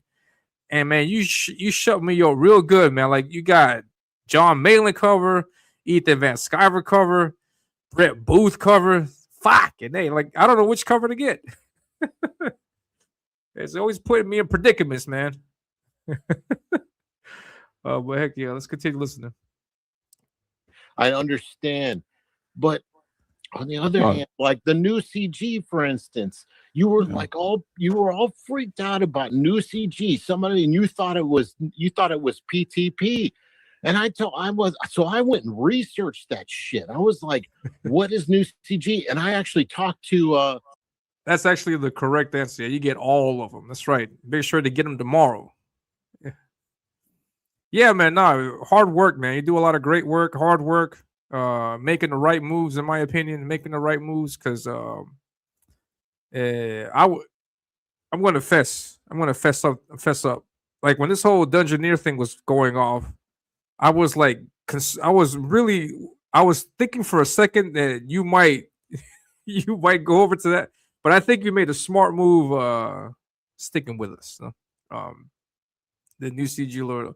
It's true. It's true, though. So, yeah, so glad to see you on Kings, man. You're doing a great job. Yeah, man. Great stuff, man. And I've already told everybody that they can blame you if they ever have any complaints about me because I found out about all this because of you, man. So, you get the blame. Kelsey found out new CG is from Tony. All right, let's continue listening. Who's the guy? Who's the guy from the Dancing Queer? Fund My Comic. God, I love so that bad with guy. names, That's Luke. but yeah, Fund My Comic guy.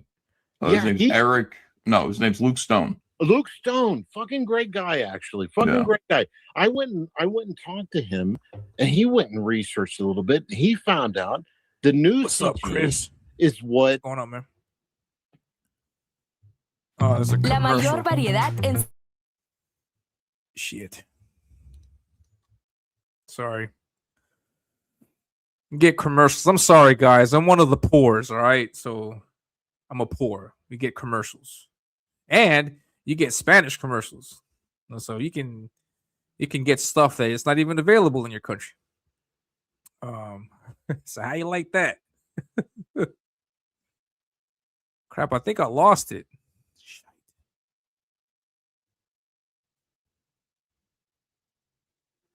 I think I lost the video. Hold on, give me a second. All right, here we go. Sorry, I got it back. Yeah, man. Pasta Luego Hombre. What's up, D-Wag? Man, you got all the celebrities turning up, man. I am part of the poors. Yes, I am a poor. All right, let's continue listening to Kelsey. Here we go. A war campaign was calling you. And so I told you that. You know about the Pisco? Yeah. But it could. But it's not.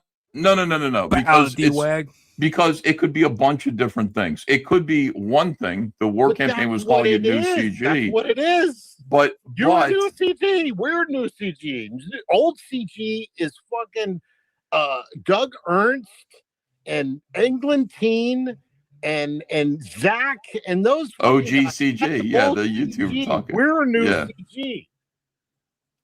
Yeah, but that's not what this was, though. Yeah, man, this was so much different. crap. Whatever, dude. Come on, man. No. I understand what you're saying, Kelsey. You know, very gently. I understand what you're saying. Look. I was on the inside of both you and PTP's fucking crew, and I watched all of y'all. Yeah. Nobody was fucking calling anything out. Nobody. Kelsey, can you put your glasses on, please? I can't even recognize you. Okay. I can't see you if I got my glasses on, man. That's probably.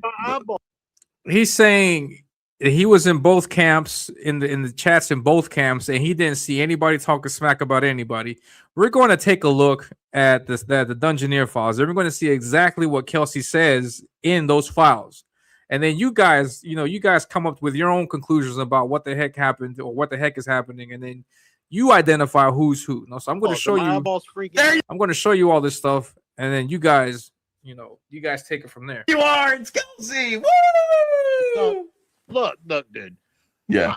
I was watching all of y'all, man, and I could see that nobody, What's even up, David? on your Good to see you, side man. or their side, was plotting against you. I was all frustrated because PTP was starting shit with Mandy in the back rooms and saying she wasn't invited to the dinner, and I was, dude, you're What's fucking up, Katie?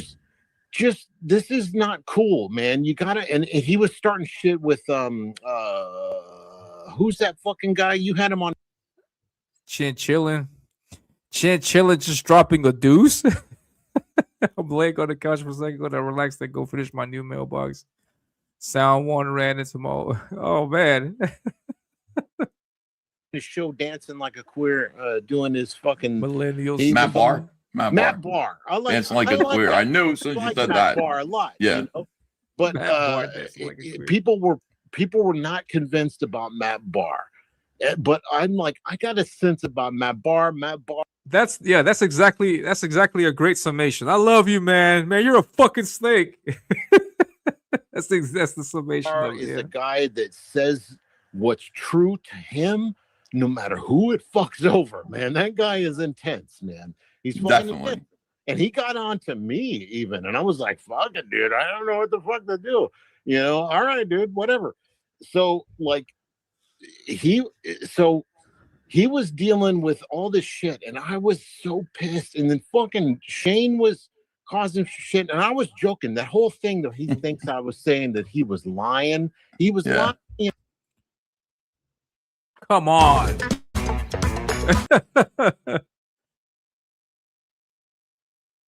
Stupid commercials. Let's go back. Or do you guys want to see the commercials?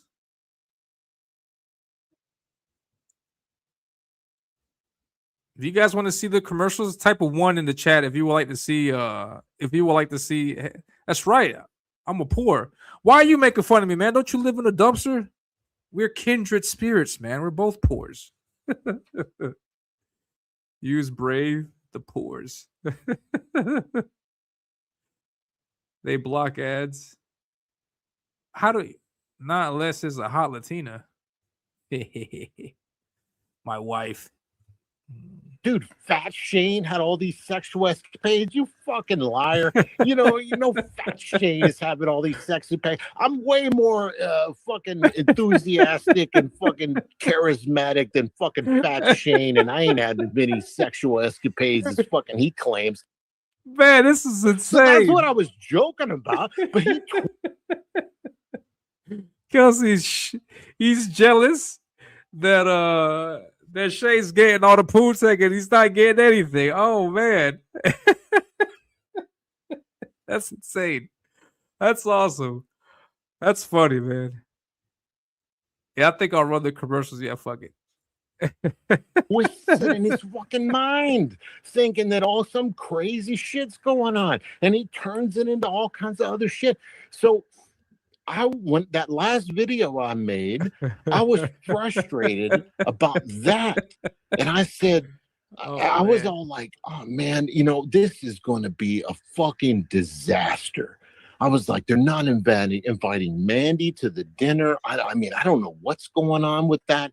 I wasn't privy to any of that stuff. I'm like, everybody should be going. And then I actually had a great conversation. He's saying all of this now, but you take a look at the chats in the Dungeoneer files, and not a single time did him or anybody in that chat ever speak up for Mandy and say, hey, Mandy should be there also. Nobody said anything like that. Everybody in there was just mum about her. We'll take a look at it, but yeah, no, they were all happy with, everybody gets to go except these people. No, you guys don't get to go. And so that was really what was going on. Conversation with Mandy, we'll take a look at all and that. Her husband. And I was like, I was trying to give her pointers about how to do the con. I'm like, look, it sucks, but you need Dale here. And this will make it a much better. This is not a great con, but it's a great con for meeting Comicscape people. That's true, man. Who does that? You're not going to go to a comic to get food. Oh, this is hilarious. It was a good time, and it wasn't a great con for money. I guess that's all Shane was thinking about. But I just remember, well, Red, you're in there. You're in those Dungeoneer files. Oh, we're going to see you in there too, man. Oh yeah, get ready. Damn, we had a great time. I thought. Yeah. But then when we get back, I put out a video. Yeah, you can tell us your part of it too. Great. I got such a great feeling now about Comicscape. We will fucking ascend. It will be the greatest thing ever. I mean, it was like, and then fucking John Malin starts in with his bullshit about the fucking dungeon, which I didn't even go to. No, you didn't go. Yeah. He was like, "You want to go to this?" I'm like, "Dude, it's not." What did he say? What did he ask you? Oh, he was like, "You want to go?" He was telling me beforehand. He's like, "This is fucking cool." That's true. Club, and I'm like, "I'm not really a club guy. Look at me. I'm a fucking. I'm a guy that sits at an old. We know you were there, and reads man. a newspaper. I'm not a fucking guy that goes to a club. Much less. Me neither. Yeah. Yeah. So like, I'm like, nah, it's not. Look, I'm sitting here, man. Also, just another FYI, just a kind reminder: when you guys go to the For the Fans Fest, go to a bar afterwards. How about that? Don't go to no clubs. I don't want to see you guys trying to get your Mac on at the club, trying to pick up some girls and hoes. No, go to a bar, get a few drinks, go to Graham's cigar party, smoke a cigar, get a few drinks, something nice and chill. Something where you can take the wife with you. Just have a good time. Where you can socialize in that kind of context where there's no butt plugs anywhere. There's no naked people walking around. There's none of that. Because, well, at least if you're going to go to a dungeon, don't complain about it later when we find out about it and then just make fun of you. Because that's going to happen. If I find out, Scribe, if I find out you got whipped at For the Fans Fest, I'm going to say something about it. It's going to be funny. If anybody's butt plugs, please watch out. Cigar party. Yeah, do cigar parties. That's great. Hang out, take a few drinks. What's going on? Don't get drunk either. No, don't get stupid drunk. And then, hey, I love you guys. No, don't do that. No, don't do that. You're not going to go to the club with all this. Going to try to. Hey, did you read that last comic by? You're not going to do that. Don't do that. Just go, get a drink, hang out, socialize. Hey, just relax. Relax. You're going to a comic book convention. You're going to read comics, collect comics, get some nice art, hang out with people. After that, get a drink. You don't got to go to the clubs. Ain't nobody clubbing at 50. You know how odd it looks to see a group of 50-year-olds walking into the club, comic book nerds walking into the club. Nobody's going to mac on you guys. Oh, man, that's just so funny, man. Can you imagine CG just rolling up to a club? They're playing Bad Bunny in there. Some of you guys don't even know what he's saying. No, don't do that. I wouldn't do that. I'm not going. If I were there, I would not go to any kind of club. I don't do clubs. Yeah. Wait to the AC dungeons. Woohoo! Yeah. Yeah, be a fungineer. Yeah, have fun. Don't be a dungeoneer. Be a fungineer. Clubs are annoying. And don't live stream from the club either. Don't do that. Man, yeah, don't do that. Don't do that. Smoking a cigar with fucking man, why am I blanking on names? Fucking Nolan, you know, he's out here having a cigar party. We're meeting fans, they're coming up, and I'm like, it's not really my thing. Y'all go ahead. What's his name? Well-read user showed up after a time. Now, if somebody's at the club and they play this banger, then I wouldn't blame you if you go. Paul Roche, and I'm a commercial artist and comic book illustrator. Writing and drawing, his mind is space. Acts that feel unlisted, can't escape your face. Kazaki robbed you, but now we know. Can you do it better? Silently they show.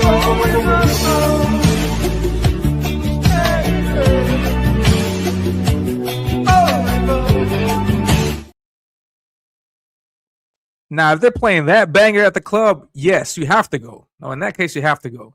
But no. Well-read says, I'm sorry about that. 50-year-olds only go to gay clubs. If you know, you know.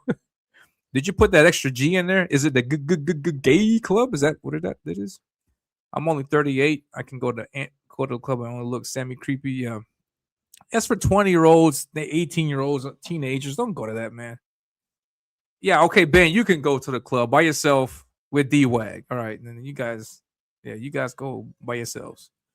I mean, he's like, you know, he was actually a cool guy. I was like, dude, these are like, I even met Yellow Flash, motherfucker. That guy surprised me because I thought he was like a dude bro, you know, I thought he was like but he's like a normal dude.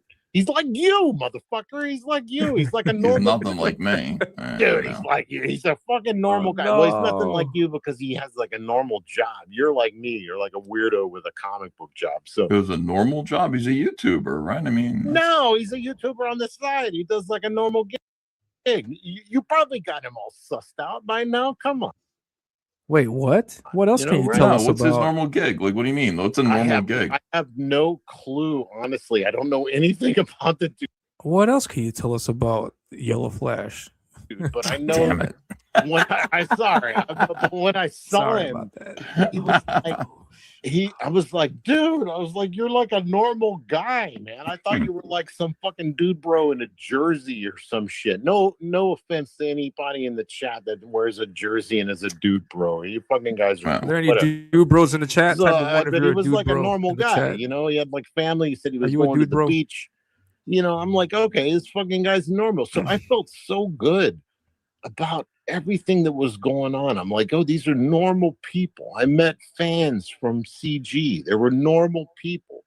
Right. They loved comics. I guess showing them I was drawing a sketch in fucking Chuck Dixon's sketchbook. You know, I'm like, I'm honored, man. This is like the greatest time of my fucking life, dude. CG is the best. But then it devolves into absolute fucking chaos. So what you were reading in the chats as some kind of expose of how we were taking over CG, you were completely misaligned, man. We were frustrated at how John Malin and even Shane was framing the whole thing.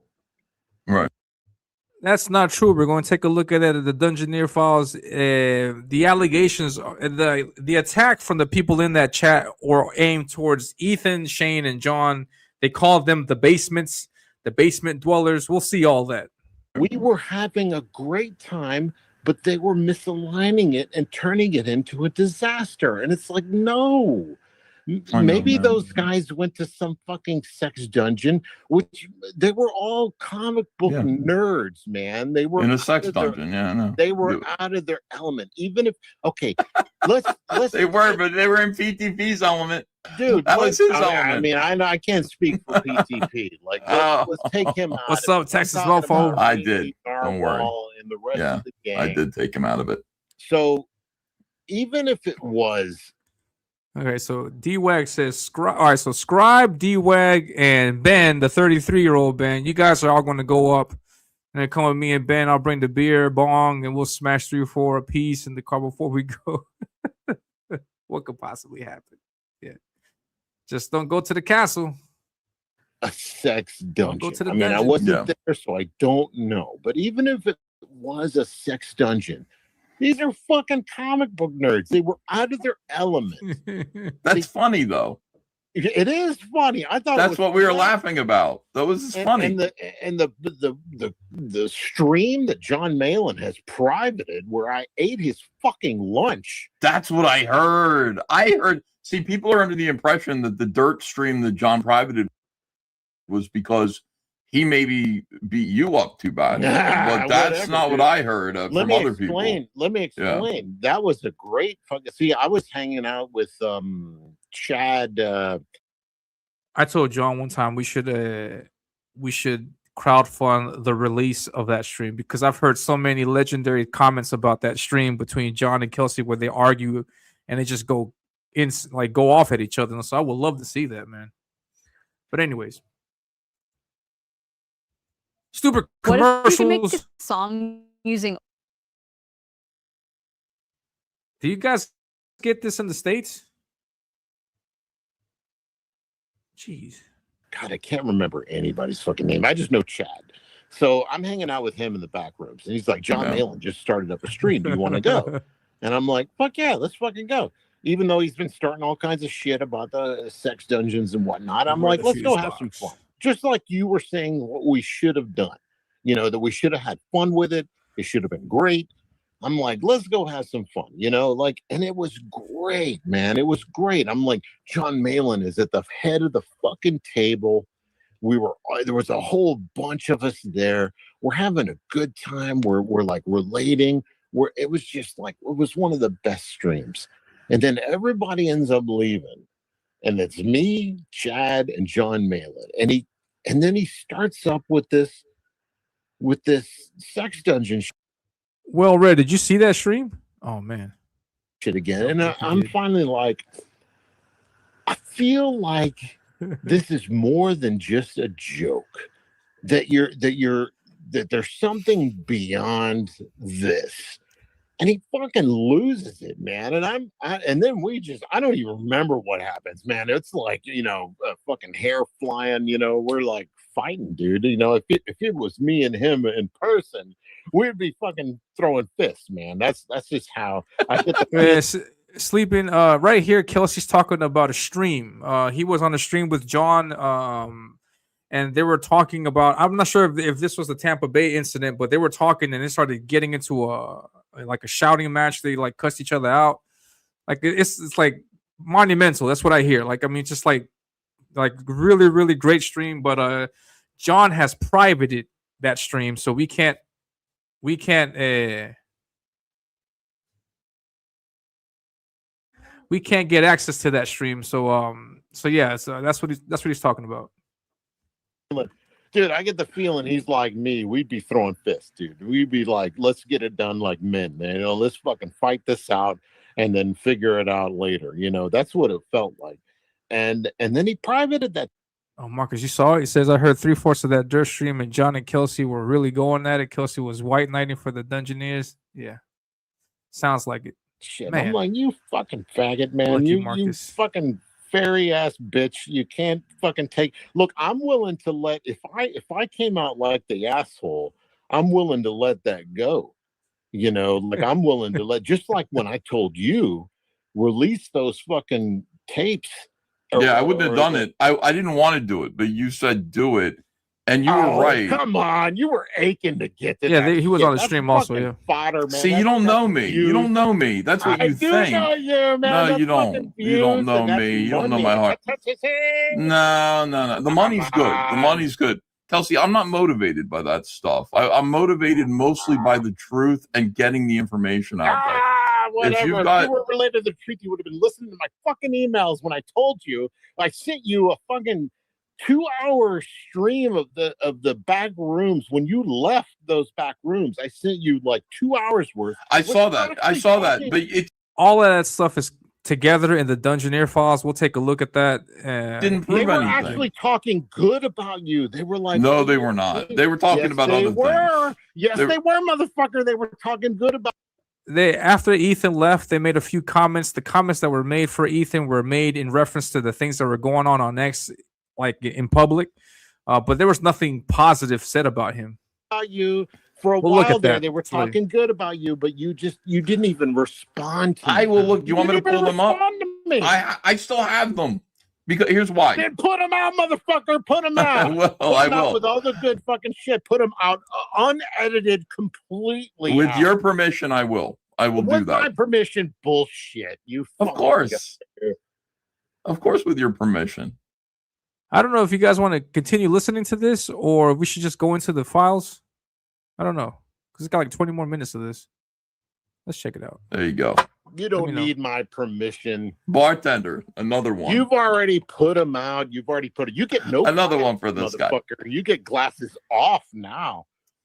Okay. Well, okay. Once now you start pulling that bullshit on me, you go glasses off, bitch. Well, I appreciate that. I will share those messages. Now, my impression. Can I tell you like what? It doesn't even matter anymore. Well, I can tell you. Matter anymore. It does. You're making it matter. Look, I wasn't even giving a shit what you guys were saying. I was in my blissful world of not caring what you guys were talking about, and then me too. And then we were getting ready to do Nexus again. And I was like, and my book was about to come out, which I'm horribly late for, and I humbly. The thing about John is he calls it how it is. No, he doesn't play around with anything. He doesn't try to sugarcoat stuff. Like he calls it what it is, and people just don't like that. No, people don't like, getting called out. But yeah, I mean, everybody, I agree. Everybody wants to blame John for stuff. That I have. Wait till you're sober. I fucked that up. Okay, stop talking about that. No, it's coming out. So anyway, I was like, well, let me get a taste of what the temperament is out there. And fucking Shane is lying about me. I'm like, it's been a year. It's been a year. And you guys are. I don't know that Shane is lying about Tampa. I don't know that Shane is lying. Like, no. Fuck that. Hold on. I don't know. Of course. How would I know? I'm not. I'm just. I'm letting you talk the same way I let him talk. I don't know. He's fucking lying.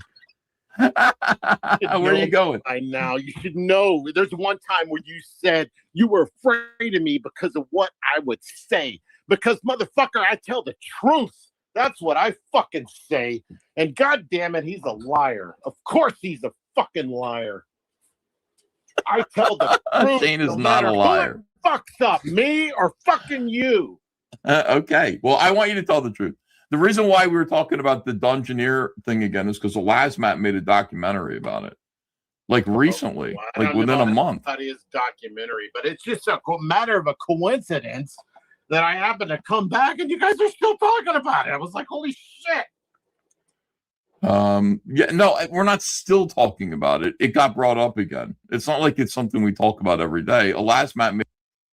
Joe says, I consider John a friend, and he has even called me out before about stuff. We are still cool. John's a good dude. Yeah, I mean, anything that he can or will call out is in the best interest of that person. So I mean, a 3-hour documentary about it. If you got thin skin and you can't take what he says, and take it and then and fix or correct whatever you have to, then you really have no business in comics. Because I mean, if you got someone that's telling you this looks like shit, fix it, and then you get offended by that, then what the heck are you doing here, no? But that seems to be a common trait with some of these people here, no? We felt the need to go through, and it's basically it was like a couple of weeks ago, 3 weeks ago. So it became relevant again. Let's put it that way. Yeah, that's true.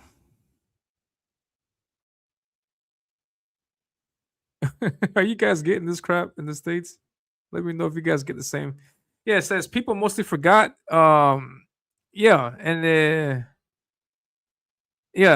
none of the new. This is also another reason why I want to take a look at this, because many people don't know about this. This is a long ass commercial, man. Oh wait, I didn't. All right, sorry. Many people don't know about this, and it's good to have people informed. Otherwise, we're going to continue making the same mistakes over and over again.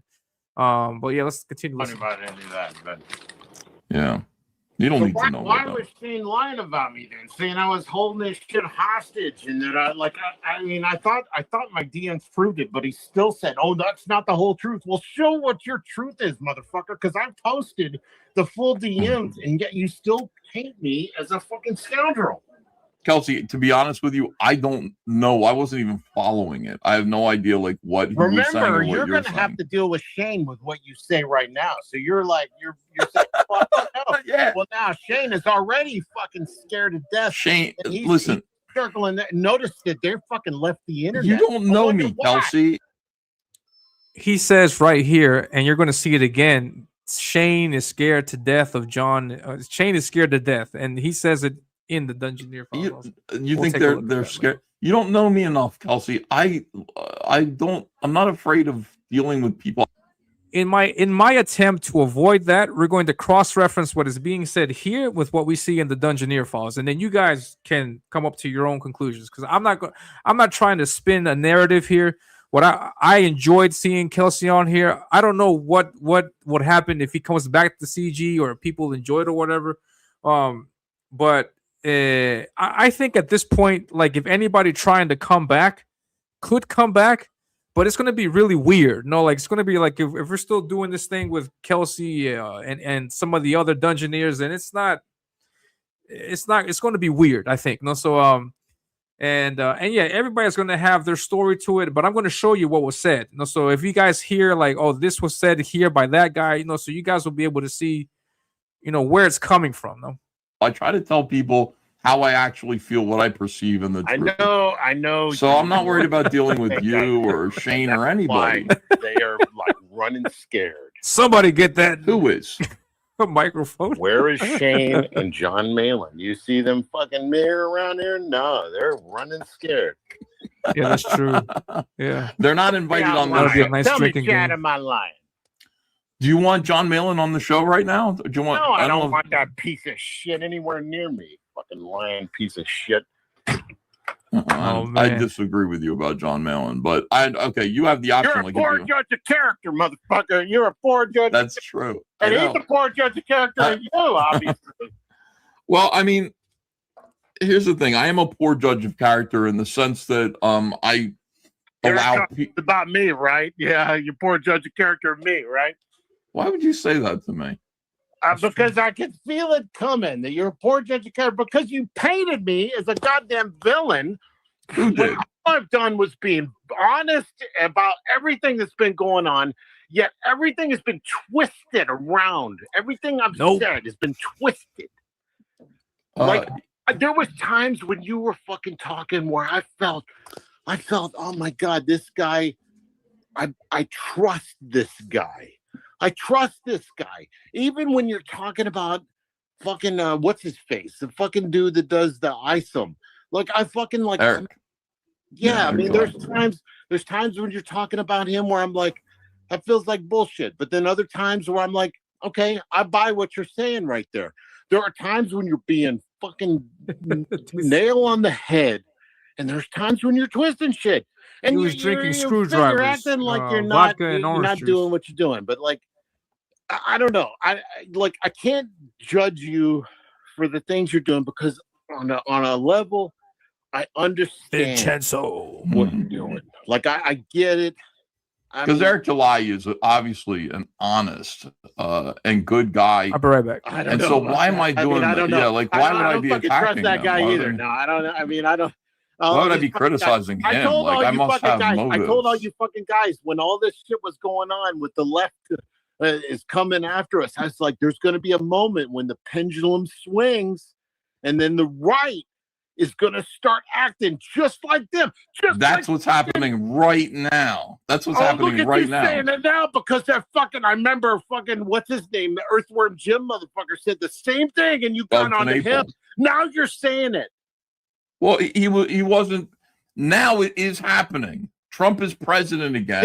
It wasn't happening then. It's happening now. You got all of YouTube, right-wing YouTube space eating each other right now. I don't think you see that here. You okay? Yeah, hold on a second. Okay. Hold on a second. 1 second. Yeah, don't get twisted with me getting all mad. I'm don't get it twisted. On Texas. I'm not mad at all. Don't say your thing. I'm so happy to see you. You get all kinds of latitude argument right can be now. made for that, but it don't mean I ain't friendly. Like I would totally have a beer with you, no sweat. Yeah. I hope you would. What did I do to you? Let me hold on. Let me yell at you. I am mad at you. What did I do to you? I've done nothing but show you love. I've done nothing but give you money. I've sent you chicken. What did I do? I called the police on you to make sure you were alive. And this is the thanks I get. You ran away from me. You couldn't even tell me fuck you. And you're sitting there, you're like, because I sent you messages about, who cares about that drama? I'm talking about you and me working together and being friends. Who cares about any of this other stuff regarding you and me? What did I do to you? How did I hurt you? Now, let me explain that. I'm done. The work business about Cyberfrog, that was my bad. Like I just like I tried, man. I was drawing so much of that shit, but that was my bad. Cyberfrog's hard to draw, man. I could I couldn't grab my. That was hilarious. That was hilarious. How is he going to say, Kelsey being the artist that he is, how is he going to say, man, I just couldn't get through that Cyberfrog, man. That Cyberfrog was too hard, man. What? Shit, it was like I had to ghost you because Cyberfrog was too hard to draw. Believe me, I know it. I know it, man. Stupid commercials. Oh, you guys want to play a nice game? No. That's just my way, man. I should have. I got people going, it doesn't take 17 years to draw one single comic book. Now I got you to sit there and go, yes, it does. Try drawing Cyberfrog. Dude, I'll back you up on that. That's just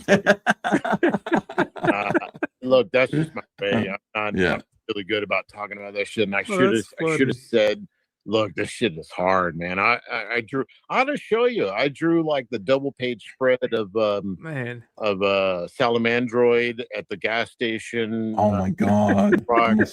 And I think I finally nailed it, but I just realized that it was.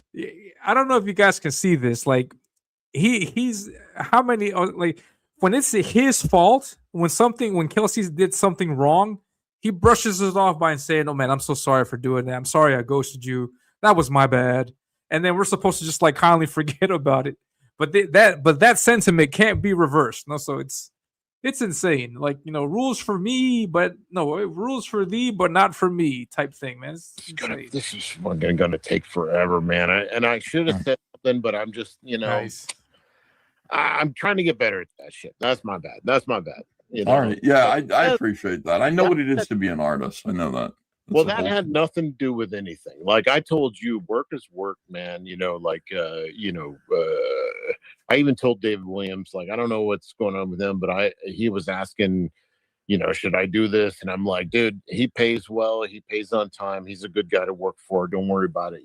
Go do your thing. I got no sweat there. So I was totally vouching for you on that. He said that. I appreciate it. Yeah. So beyond that, like before all that shit, like I was sending you emails talking about irrelevant. You're like irrelevant. What are you talking to me? Yeah, we're talking about like these guys are saying bad things about you. I don't care about that. If this is about me, and I'm saying that, like, if it's something that Kelsey is to blame for, like in this case, he didn't fulfill his end of the commitment in drawing the book, then he gets to say, it's okay. I'm sorry, man. My bad. And then we're supposed to forget it. But if that were to happen on that side, like for whatever offense or fault that John could have for making fun of the Dungeoneers or Ethan can have for making fun of or whatever, a simple I'm sorry or whatever or my bad is just not enough. No, they have to keep bringing this documentary up 3 years later. They got to keep talking about this over and over and over again until it's beating this dead horse. But I mean, it's that's what I'm talking about. No, like when it's my fault, I could just brush it off with just a quick I'm sorry, my bad. But when it's your fault, oh, you destroyed you destroyed my career and all this other stuff. No, so that's what I want. What do you mean? What do you mean? I said somebody was saying bad things about you. What do you mean? I think so. I'm trying to hold on. I have no idea what the stance on that is. As far as I know, David Williams is not doing Fearsome, or Ethan hasn't written Fearsome. I don't know what I don't know what the status is on that. No, but hopefully, So, well, yeah, Katie says yes. Okay. But he didn't say that it was okay. That was no, yeah. It's not. No, it's not okay. Yeah, okay, cool. Yeah, if you have any questions, just please let me know. Yeah, we're going to take a look. When this audio is done, we're going to take a look at the Dungeoneer file. And they were not some of this saying stuff. bad things about you. I was saying that everything that you were reading about the Comicsgate thing, you were saying that they were trying to take over Comicsgate, and I was telling you it was bullshit. You don't know everything that I know, Kelsey. I was in the group. I know you were. They were telling you something different, Kelsey. Kelsey, I had a 2-hour conversation with Biggins on the phone, which I recorded, and I've got it. And he was explaining to me exactly what he was trying to do. I can't do that. He asked me not to for reasons of privacy, his personal, and it would probably be a privacy violation if I did play it. So I'm not going to. I played like a few seconds of it just to prove I had it. But he has a personal business. It seemed okay to me, but I don't know. Maybe Biggins' whole thing, Kelsey, Biggins' whole thing was to work with PTP. Okay. He wanted PTP. He wanted to use PTP as the cudgel to take over and call something new. Yes. He's never said that. Yes. He said it to me. I got it on tape. He was crying. He said that to you and not to me? Because we're trying to explain. I said we're trying. Less trustworthy than I am, pal. I hate to break that. I don't know about that. I've never run away on everybody. I'm still here. You disappeared. Yeah, but I ain't never broke. I ain't never run away from anybody. I gotta play this for him. I ain't never run away from anybody.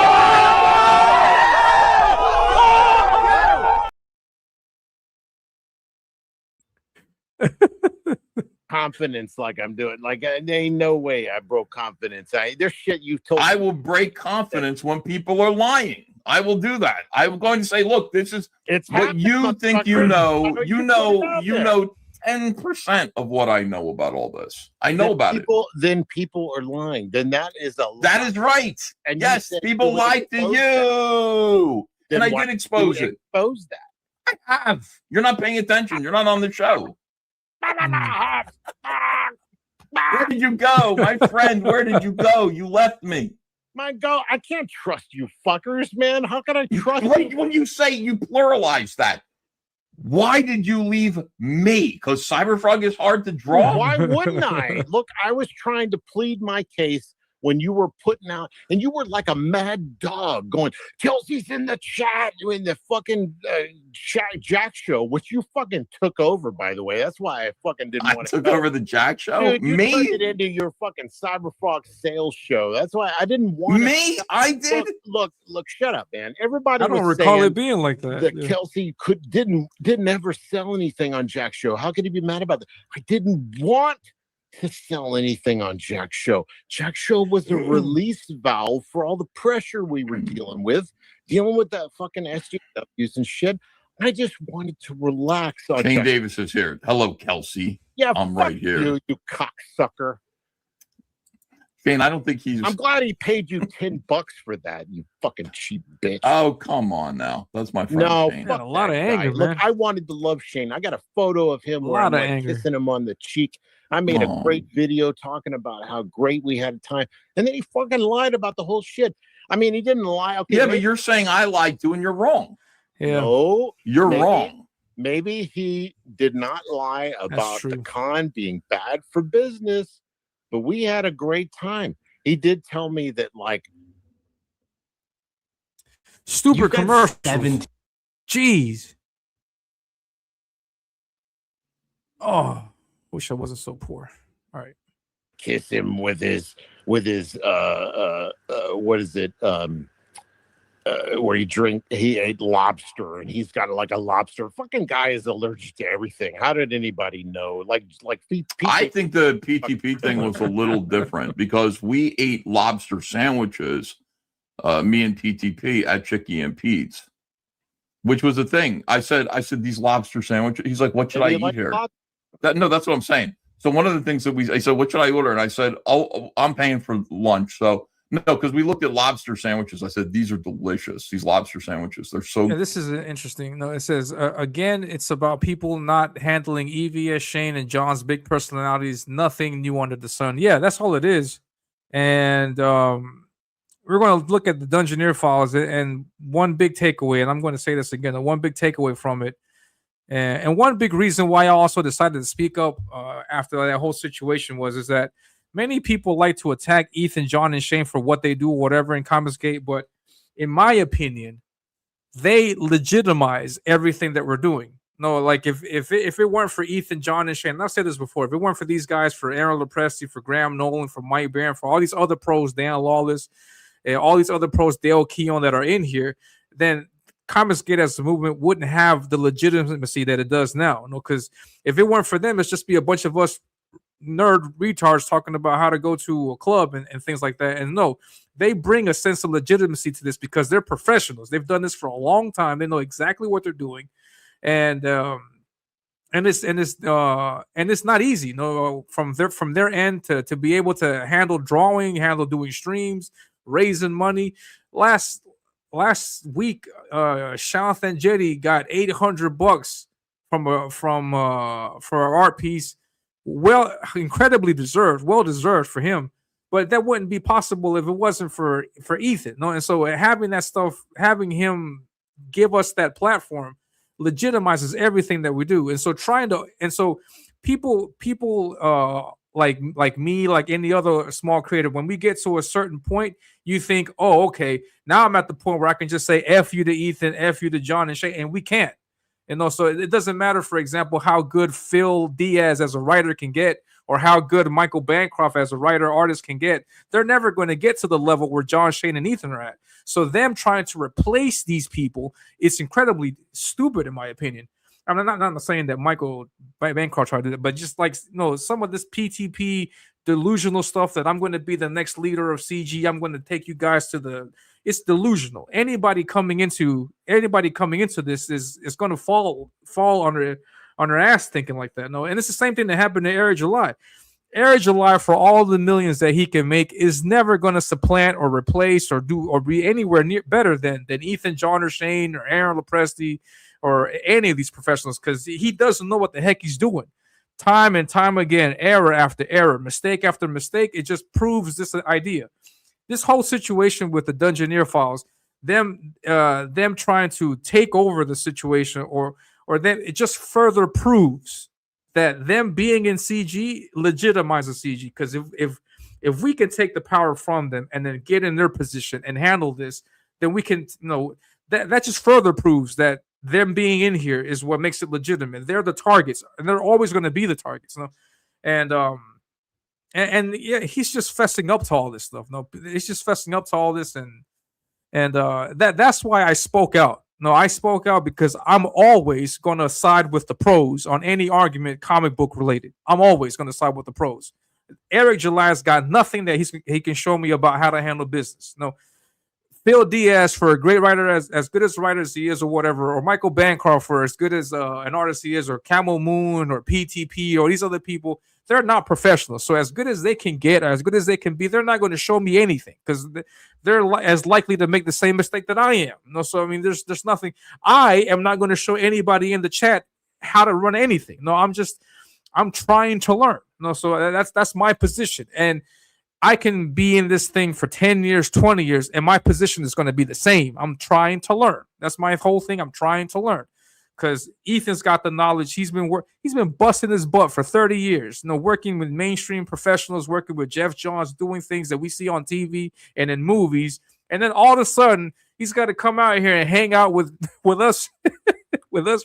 So I get when he says every day is a living hell. Because fucking hey, he was nice and comfy in his DC, job thing.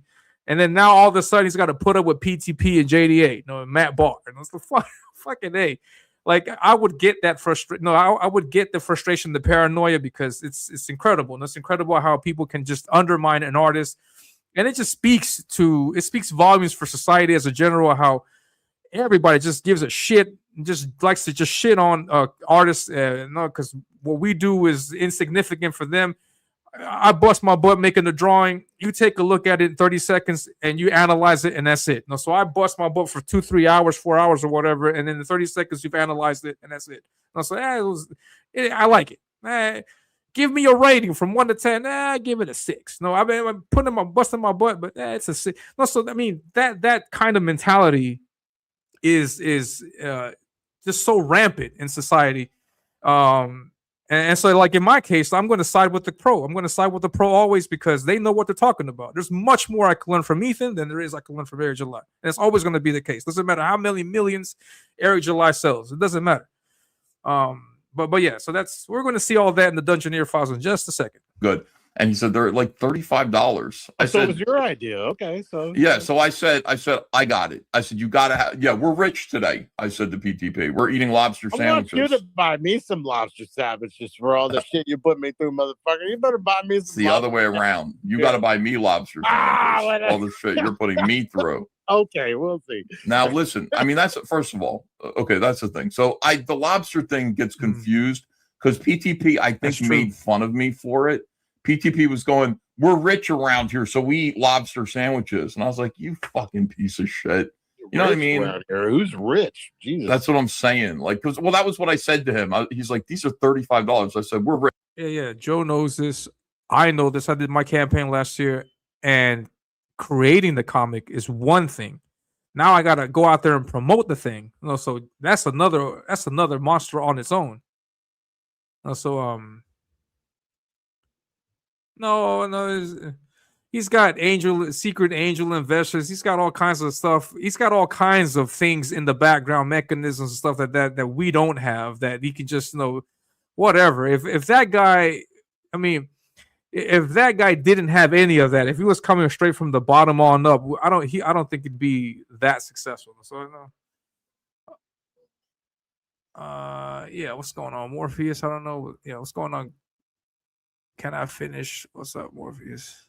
Yes, let's continue. Listen. Rich today. PTP. Look, I don't know about PTP, man. I was trying to he was like, not to throw PTP under the bus or anything, but he was always throw him. Shit. Yes. I was trying to talk the fucking guy off the mountain. I'm like, dude, it's true. Stop.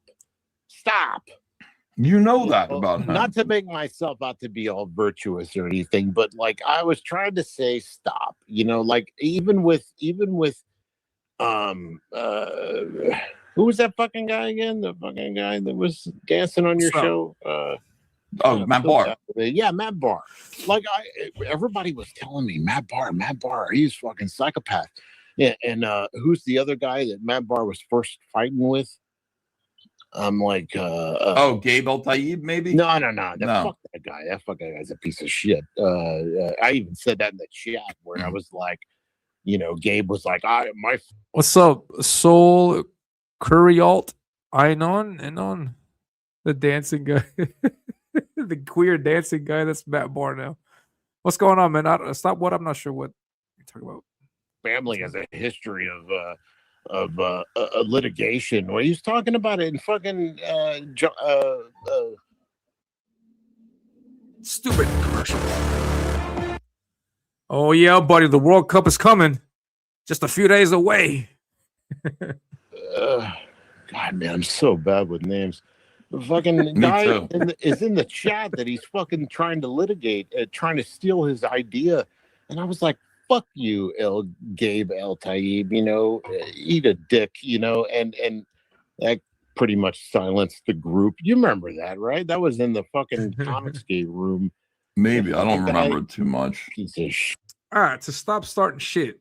Just stop starting shit, because you'll see in the chat, PTP every now and then will bring up like there's the instance when they go to Tampa Bay Comic-Con. Then there's a fallout after that where they start making jokes about them. And so every time like Ethan, John, or Shane will crack a joke at it, PTP will bring it up in the chat. So every time there's something happening, PTP will bring it up in the chat and start shit. No, and even before, because there's a moment where Ethan is in the chat with Shane, and even before that, PTP brings up stuff trying to instigate some kind of stuff. And so Kelsey here is saying that no, I was telling PTP to shut up and to stop talking smack. Was it Joe Ball that you're talking about? Yeah, Joe Ball. So Joe Ball, Joe Ball is actually a good guy. Like Joe Ball, I'm not gonna throw him in the bus, but Joe Ball was all like nigger this, nigger that, and I'm like, oh man, I don't know about Joe Ball, man. He's fucking throwing out the N-word like crazy. I'm not going to throw him under the bus, and then he proceeds to throw them under the bus. And I'm like, hey, I mean, I live in the South, and I like black people. I don't know about all this N-word stuff. And Anubis says, let's go. John's here too. John Malen's in the chat too. Fuck these guys, man. I'm not letting them on, guys, because Kelsey's going to leave if I do. I know that's cucking the content. I'm not a YouTuber here. It would just evolve into madness. You wouldn't. Oh, then maybe I should. What funny. For good for ratings? See, that's for ratings and super chats, Kelsey. Yeah, you're trying to now, Kelsey, listen to me and stop it. No, because if I was the person that you're saying I am, I would have let them in here already. You're like, you just care about ratings and super chats. You're talking about it now. You're like the chat would like to see you interacting with Shane and John. Conversation like men. Come on. I am. That's what I'm doing. You want them to have a conversation with you or not? No, they're fucking not men. They're fucking pussy bitches. So no. That's all I'm saying to you, man. That is all I'm saying. So I'm talking to you. Listen, here's the thing. So PTP, I want you to understand this. The whole thing about new CG, and you were gaslit by these guys. No. Yes, you were. You were. They didn't tell me about new CG. I know they did. I'm about to tell you. Somebody else told me new CG was supposedly Biggins. New CG was Biggins' idea to get PTP. Their whole thing was, we're going to put on conventions. We're going to put on conventions that are going to be parties. It's going to be real fun. You're going to feel like Kelsey felt. Kelsey had a good time. He felt the love of the people around him. He's honored by getting to draw in Chuck Dixon's sketchbook. That's what they're going to do. And they need us to go along with it. They wanted Shane. An average convention. Yeah, it's exactly. But they wanted to do a bunch of them that they were going to put on all over the country. Okay. And they needed us to be involved and give it the stamp of approval. Now, I said, yeah, that's great. You guys should do that. Because I'm got this recorded. Yeah, yes. Then I think you need to release it, pal. I'm not fucking I can release. Well, then you're full of shit. There's no need to do that. With everything we already have available, there's no need to do any of that stuff. We can see this stuff right now for what it is. Because you're obviously obfuscating the truth. You said that you would reveal things that were a lie. This is a lie, and you are choosing not to reveal it. I'm just going by your rules, pal. Yeah, but you think didn't my reason for that make sense to you or no? Not at all, because I talked to them also, and no new CG was ever mentioned, ever. Somebody told me that it was called new mentioned CG. It to me when I asked Luke Stone what the fuck new CG was, because Ethan is going crazy about this shit. What is it? And he finally went and looked through his old DMs, and it's exactly what's happening now. It's like they released the documentary. It's like, why are we still talking about Tampa Bay years later? You tell the last Matt that. No, he released the documentary. That's what was it? War Campaign was calling you, and that's true too. That's true too. I emailed you that, and you ignored me. Because it's irrelevant. It doesn't matter that it's also this other thing. It's not irrelevant. Yeah, it is, because two groups of people. Story. No, it isn't. Two people can call different things the same thing. It doesn't mean that the reference that I was using pertains to what they were saying. Right? There could be another Jack show out there. I don't know. Okay, there is another Jack show because John Malin pussied out and fucking left, even though he was giving me shit for doing the same fucking thing. Yet it still goes on. He left because you weren't there anymore. Oh, man, you're failing hard right now. The only thing I could say about Luke Stone maybe knowing information is that he's in charge of Fund My Comics. So any campaigns that go through there, I mean, if there's any problems or anything, or just even signing up or whatever, they all at one point or time, I would assume, would have to speak or contact or communicate themselves with Luke. And so I'm assuming that Luke may know some stuff about people, or he may hear comments and things like that from people in emails or things like that. I'm assuming. I don't know. I have no idea. Just an assumption of mine, but I have no idea how Luke Stone would be a reference point for knowing what the heck new CG is or where it came from. But yeah, that's a really good question. Now, dude, I thought you were stronger than this, man. I'm making you look bad, dude. I don't know. I can't see the chat, but I'm sure they're all on your side. But fuck, dude. Look, I mean, shit. Look, I'm on low power mode. I'm about to end, so you can fucking end. You can fucking spin this however you want it. What is this? Is this some fucking truth you're trying to share? What is this? That's Biggins. Is this Biggins talking about new CG? Because I can't. This is the Biggins phone call that you said I was lying about. Here it is. Say you were lying. January 10th, 2024. Oh, it's at 11:53 at night. Here it is. How long is it? Oh, I'm lying. Oh, I'm lying. Oh, I can't hear anything. Where's he even talking about new CG, motherfucker? This phone conversation is an hour and 53 minutes long. Put it out. The chat's got to be with me, man. Put it out. Comics room DM thread. I hear you talking for me. I've got the entire thing in a file, which from can you hear it? I haven't gone through it all. Contains some of the most hateful scheming and bullshit. Yeah, hateful because you guys are being shit who I work hard. My friends, people who I've worked hard to support and promote. My friends, I care deeply about. I care about their campaigns. I care about their futures. Well, I didn't know that, Kelsey. I thought you were my friend. Wait a minute. I didn't hear anything about new CG, motherfucker. Put it out.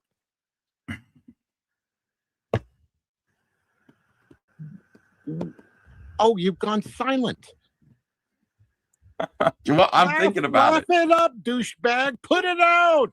I'm thinking about it. Okay, Biggins. You're thinking about it. You're thinking about Kelsey. The damage I might do to Biggins and stuff. Now you have done so much shit to people. You do not give a fuck. Put it out, motherfucker. I care about everybody. There is actual truth. Show the receipts. All right, I will. Let's do I'm going to share some receipts today. You talked me into it, Kelsey. I've held on to this. It's all on me. You know, it's all on me. Kelsey, you talked me into it because Kelsey, you talked me into it because I thought my word was good. All the onus. Kelsey, I thought my word was good. I thought it was good, but it's not good for you. After everything I did for you, I thought my word was good enough, but it isn't good enough for you. You, on the other hand, you said that you were going to draw my Cyberpunk book, and then you disappeared. So whose word needs to be questioned, Kelsey? Whose word needs to be questioned in this fair?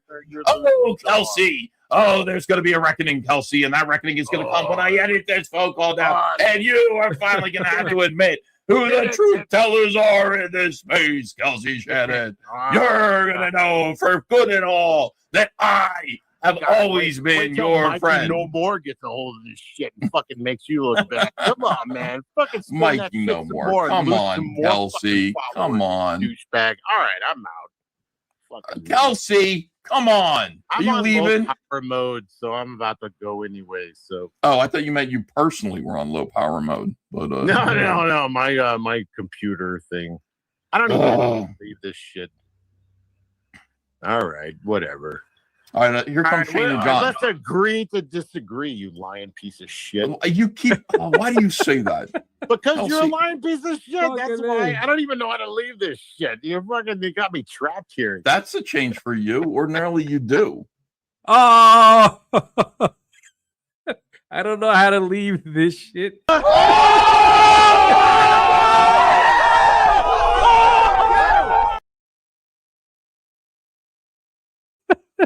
I don't know how to. What normally you do? Oh.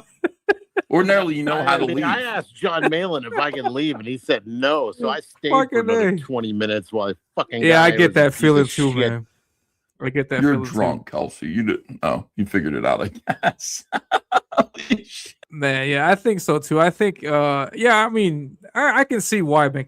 Kelsey is an excellent artist, an amazing talent, and to have him, Dan Fraga, Paul Ravoche. Well, nobody cares about Paul, but they have him and Dan Fraga succumb to the nonsense that's going on behind closed doors, all for PTP. I have no idea why, but to see you lose those kind of people of that caliber of artists over this nonsense is just really disappointing. So yeah, I can see that. I can see that. Don't need another delay word. All right, so that's enough of that nonsense. I love that appearance, by the way. That appearance on the show was great. Now we're going to bring up the files, and I also want to let people know that there was a person when all this came out. There was a person. Her name is Sheila Aliens. She's a regular, if I'm not mistaken, on Cecil's chat, John's chat, and whatnot. She went through the whole trouble of looking at these Dungeoneer files, and because it was just numbers, just like we didn't know who was saying what. We just had text and then numbers, and then there was no way of knowing who said what. No, but we had everything that was they had everything that was said. And so she went through all the trouble of looking and then seeing, and I don't know what she did, but she was able to get the names.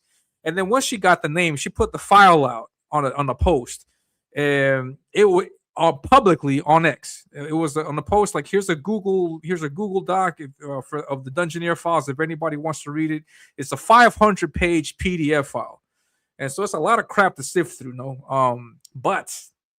But thank you very much, guys, for checking out the Ominus show. And today we're going to look at those files. So I just wanted to let you guys know that, because I don't want you guys to think that I got this like some kind of like secret thing or whatnot. No, this is a publicly shared document. No, this is not me doing anything crazy. Now we're going to look at publicly shared documents and cross-reference what was said and all this nonsense. So everything is in light of the Tampa Bay Con, and that's where we're going to start at. And you guys are going to see that the narrative or the idea that Ethan, John, and Shane put out there is that they wanted to get power. And how do they get power? They get power by being the people that are in charge of the cons. So if you control the cons, if you control who goes and who doesn't go, that gives you a certain amount of power. So Biggins in this chat, along with PTP, you're going to see some of these exchanges. That was their whole thing. Their whole thing is, we're going to organize the cons. It's going to be here, here, here, and here. And we want people to go. If people go, then we can start making it more of a routine type thing where we always go. And hold on, I'm sharing something incorrectly here. And so that's their whole thing. Their whole shtick was that, to try to promote cons, to promote and then control who goes and who doesn't go.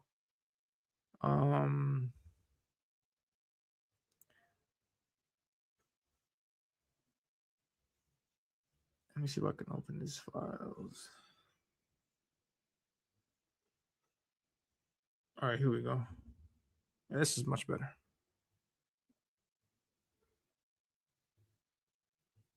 All right, so here are the Dungeoneer files. Now, just to know who is all in this chat, we got Graham Nolan, Fraga, Dan Fraga, Joe Ball. There's a bunch of other people. Danger Vanessa, Will Red. Will Red is in there. Chad Townsend, Snuggy Jr., Nicholas Gear, Vaughn Coleman, Shane is in there. Dale Keown's in there. Phil Diaz, Ethan, Kenneth Rockefeller, Matt Fowler, Matt Yackey, Michael Bancroft, Yellow Flash, Renee, Eric Huffles is in there also. Teen Sensation, Billy Tucci,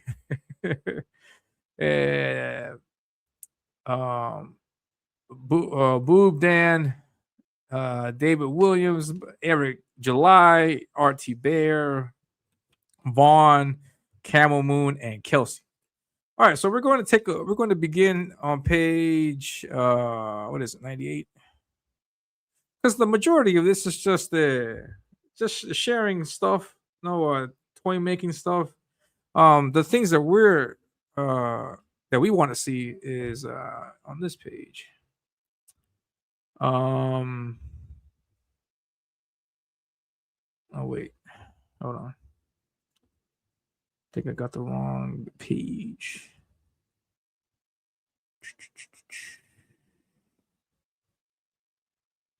Yeah, hold on. Let's start here where they mentioned Tampa Bay.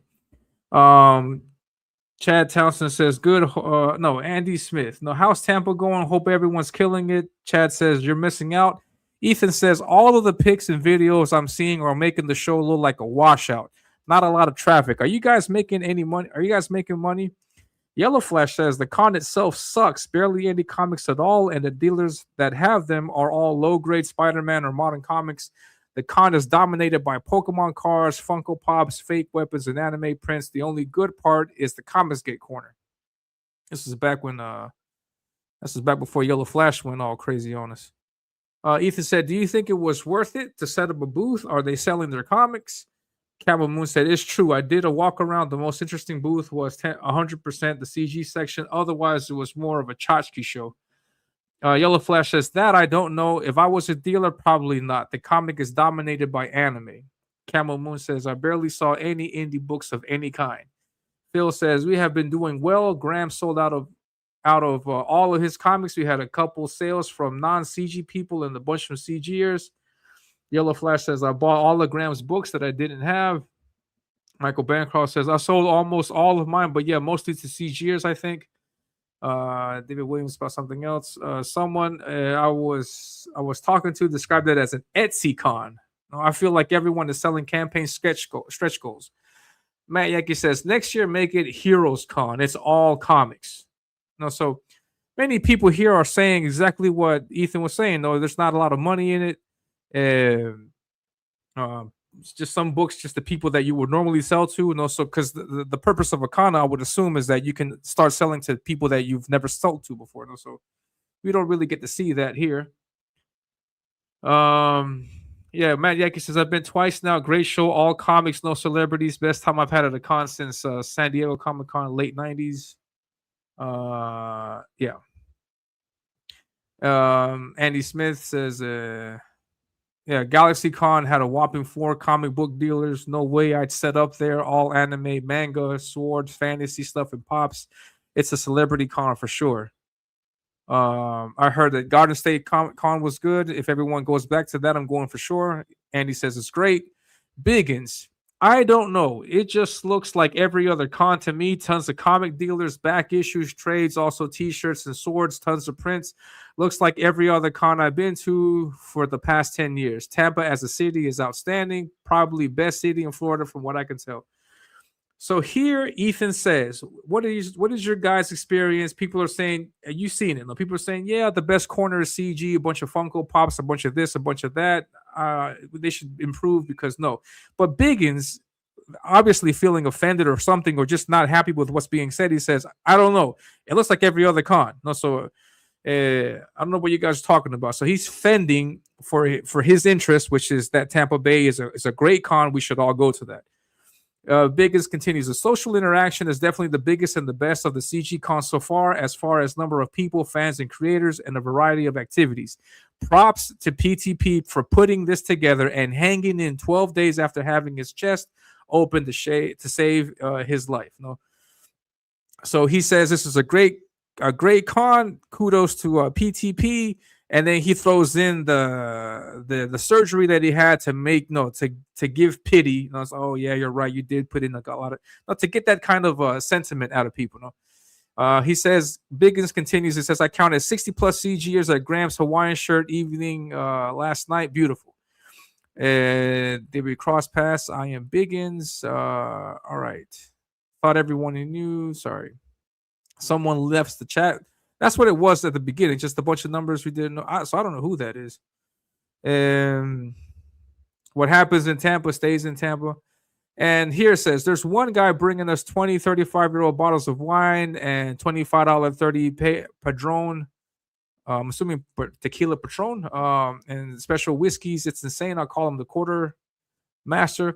I will tell you, I tried to meet and talk to as many people as possible at Graham's event. I have always suspected that CG is made of more whales with stupid disposable income than is widely suspected.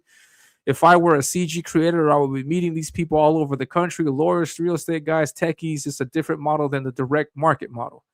As far as the con interaction, that is incredible network to have in these interesting times. Yeah, not taking efforts to meet well clients when you have a boutique, high cost, low volume, small business is an error. Those that do will enjoy more loyalty and a higher level of engagement. Ethan says, my well clients are all Saudis. I'm going to avoid going to Dubai if possible. I get them before the oil runs out. It's true. One dude bought like $25,000 worth of art. Crazy money. Biggin says they pay $2,000 whores, $20,000 to get shit on and fuck candles. Crazy stuff. Ethan says, I do wish I could be at Tampa, though. I really felt pangs of missing out, hanging out with all my CG brothers and sisters. Biggins, there will be more. We are building the model. Who is we? I'm assuming it's him and PTP. We are getting better each time. And then Ethan says what he's always been saying. No, he says these guys need to be making money, though. The con location might be nice, but if they aren't interacting with new customers and selling product, we have to find better ones, which I think is a fair point to make. No, I think it's a fair point to make. No, like if you want to say that I'm going to do these cons, we're going to get more people, we're going to interact with people, we're going to do this, but then people are saying that at Tampa Bay, all you did was sell to the majority of CGers. Then what's the benefit in going to that con? No. We have to organize better. And that's the point that Ethan's trying to make here. No, so PTP's a stutter. Whale slum. Biscuit shot. No. Anniversary's coming. I'm not getting sloppy. No.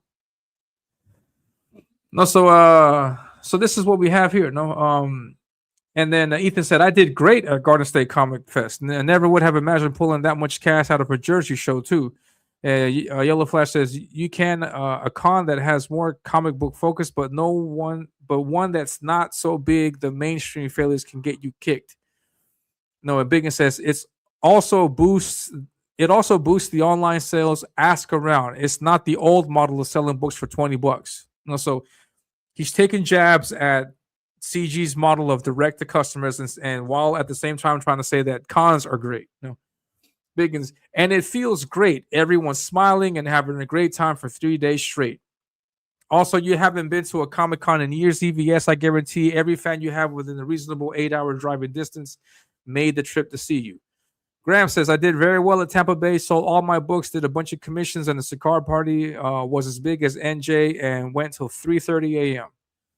Ethan says, it might boost sales, online sales. How do we stay in the minds of convention goers to get them to use the internet to find our campaigns? I think it probably adds some legitimacy to our brands being amongst the mainstream.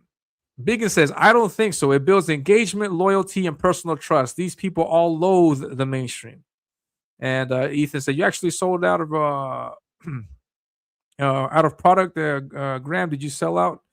And Biggin says there is zero corporate present at these medium-sized cons, a bunch of small businesses. Rini was selling hand over fist, I know. PTP online sales booming. Just gaslighting a bunch of things that is not true. Saying that, oh yeah, everything was great. I don't know why you are negating the obvious that Tampa Bay was great. So that's the message there, Yeah, Nolan says yes. I sold out, and yes. Equally important, if not more, is breaking bread with clients and making connections. They will support your online projects with enthusiasm for a good while, and avoiding online unhealthy bullshit and looking people in the eye. But yeah, and then there's images, then the conversation changes. Another thing that I thought was of interest is if anybody wants the files, I'll share them.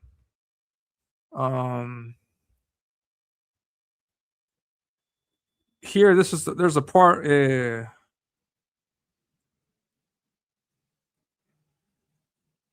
the part where Biggins starts saying that it's a bad look for pros to talk bad about Tampa Bay. So this Cato's collection says, "Thanks for having me on. Good times were had. It's a beast." Biggins says, "We're talking about going to cons as a group, and we got people that have never been to cons calling Tampa Bay Comic Con a flea market on social media to thousands of comic fans." Patrick PTP says, "Yep." PTP says, "Is it still possible for CG to be uplifting, or is it just crabs in the bucket here now too?" Biggin says, "Comic convention owners are dying to give table space to people that are willing to call their show a flea market on popular comic book social media platforms. Come on, man, have a little business sense." So Biggins doesn't want people offending or saying anything insulting towards the cons that they're organizing. PTP says, "No, business sense is gone. It's all self-centered BS. FanX were nice to me, and I thank them for having Riot. It's so easy to be positive and uplifting, but easier to just shit on anything and everything that you are not a part of. I honestly don't think that's the issue, Patrick. No. Just dumb to publicly insult cons that let CG table. I see. Is that arguable? Burning bridges. But don't think other cons will see that? Of course they will. MegaCon saw Gabe acting like a fool at San Diego Comic-Con. And Biggins says, "Listen, guys, if you don't have enough long boxes at our cons, these CG guys will blast us all over YouTube." Because there are people apparently complaining that the Tampa Bay Comic Con was more Funko Pops and other things rather than comics. But here he's trying to control people, into saying that Tampa Bay was great. No, it's not. Stop insulting it. No, that's what Biggins was all about throughout this whole conversation. So let's see what you got. Bingo bongo. Yeah, check out Reaper Destroyer. PTP got homo tattoos. X to out there. So yeah. Yeah, man. See what I don't think that's it. If there wasn't enough comics, it would have been something else to complain about. Man, hard to know what's in the man's heart. You just have to look at the facts. I'm just picking up on a pattern. Metal is in my heart. Ha. Now, this is something from Biggins. He says, "Ethan, up and up Garden State Comic Con, wise. No, it's a good idea. People upping Tampa Bay Comic Con, wise. Good idea. Talk positive about these cons so more people can go. No, that's what you should do." Then he says, "People crapping on Tampa Bay Comic Con or any other Comic Con that lets you table, unwise. Why publicly degrade certain Comic Cons? Dumb. Does not help your small business to do this." Patrick, I agree. I would have been in Morristown. I love that town. My family is from there, and they offered me a table. I was just busy with health stuff at the moment. I wish I had gone. Good advice.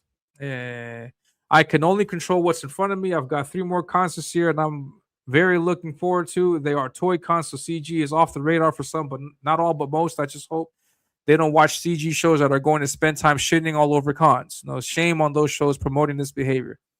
Ethan comes back and says, if the Comic Con isn't worthwhile, why would we tell each other otherwise? No, we should be upfront.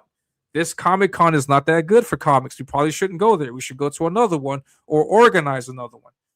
Biggin says, in private, fine. In public, foolish. Ethan says, evidently nobody made money there. CGers went there and got high on acid and mushrooms, acted like fools in public, which was something that they pointed out. It's not a good look for CGers if the creators are at a sex dungeon doing stuff. No, it's not a good look. No, so Ethan is hinting at that. No, Biggin says, we are sitting here discussing which cons are worthwhile in private. So, and Ethan says we have 2 issues. One, is the con a good convention for CG to attend? And then number 2, behavioral. PTP says, Ethan, no one acted like a fool. Give me a break. The Riot booth made a lot of money all around. No, so they're trying to defend their interest. Tampa Bay was a great con. No, why are you shitting on this effort that we put into making Tampa Bay great? That's the attitude that we see from PTP and Biggins. No? Ethan says, that's good. PTP, it might have been a good show for you, but everyone else is reporting otherwise. PTP, Shane and Mandy. Okay. No, so we can see here that there's beef, PTP, Shane, and Manny, there's beef there. Stemming from what? I have no idea. But we can see that. These comments, these off-the-cuff comments that they keep making, we can see that.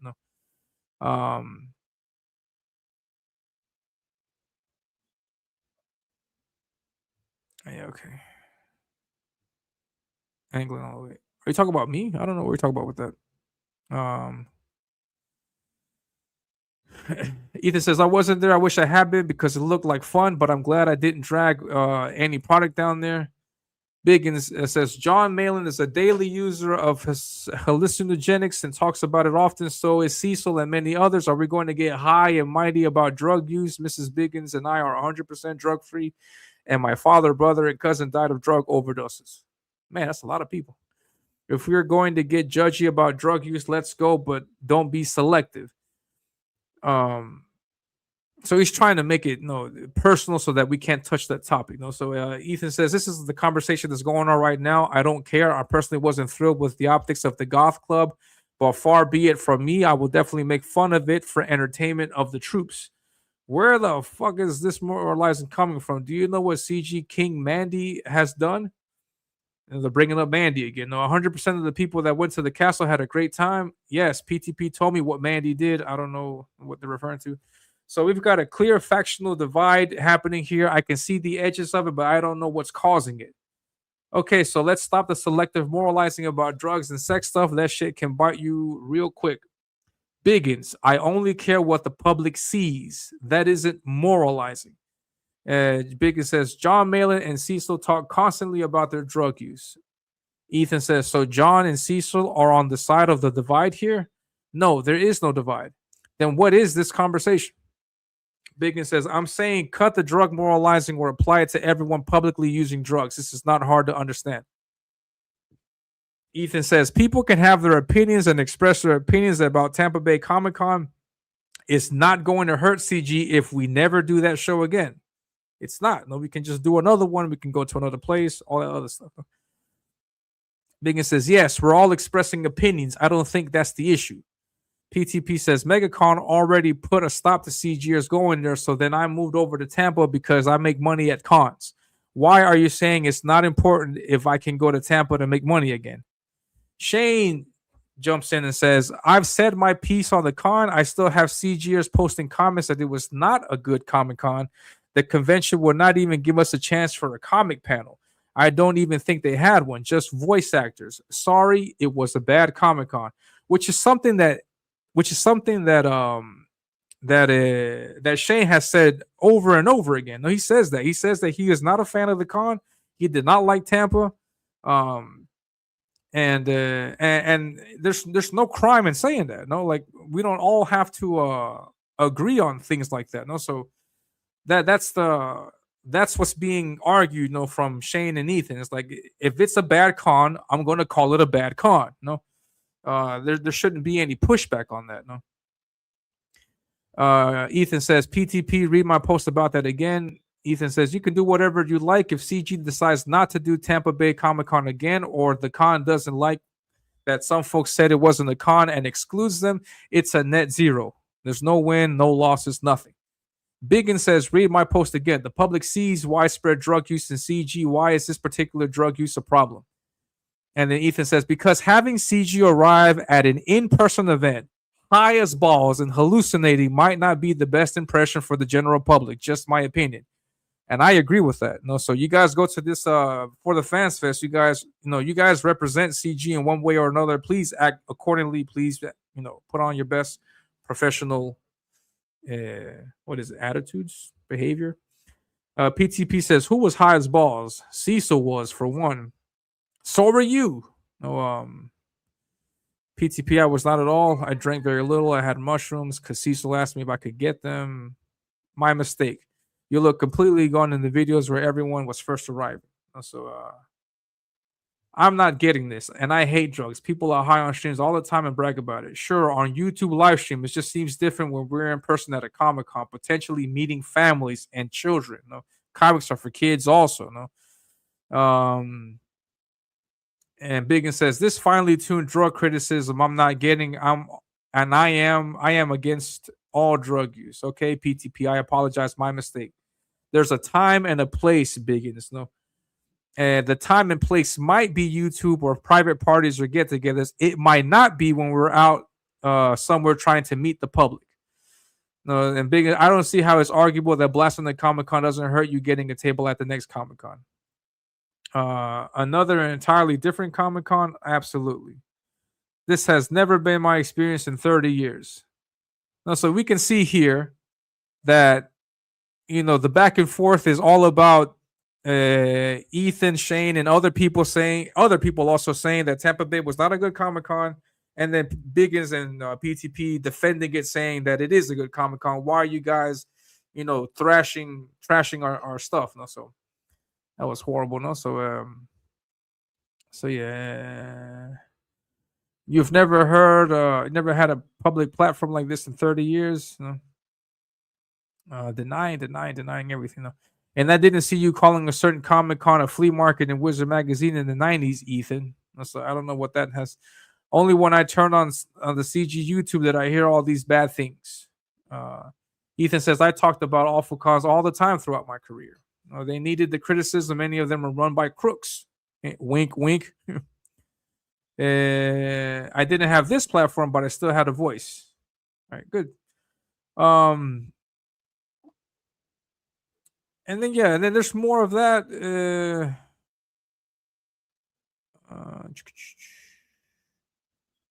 How much money they made.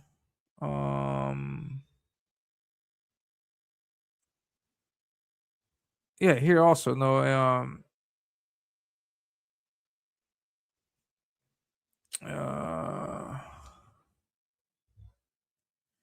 Ethan says they're allowed to disagree and express whatever they want to say about anything. Biggins, and I'm not. Ethan says you can say whatever you like, but you're creating animosity for individuals. You're going to get called out on it.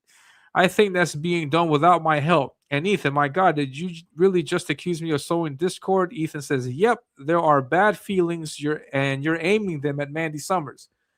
Lol, get a hold of yourself, man. He says, I'm fine. Stop doing that. I have intellectual disagreements. I laid them out. I did not mention Mandy in public. If I did, it would be bad. No, but you did mention her here in this room full of her peers where she isn't. In private. Publicly would be better. I don't think so. Well, maybe you forgot what a whisper network is. What did I say about Mandy, Ethan? That I think it's unwise to shit on a con that table CG. Whatever this is, it's not about a convention. Yeah, they're talking about something else. You can see that the resentment is about not necessarily the con, but just about some feelings that they may have towards Mandy, towards Shane. You can't pick every con to be perfect, to be the perfect con with the precise number of long boxes to please Mandy Summers. No, that's what Biggin says. Biggin says, I stand by that statement. I would be glad to say it publicly. Anyway, who's going to plan the next large CG con? You could do that, let her defend herself and face criticism from her fans. As for planning the next CG con, I've said before, it should probably be you. He says you're good at outrageous thing, you'd be good at PR. No, I was serious. All right. Then the next thing that we see, there's a lot of stuff here.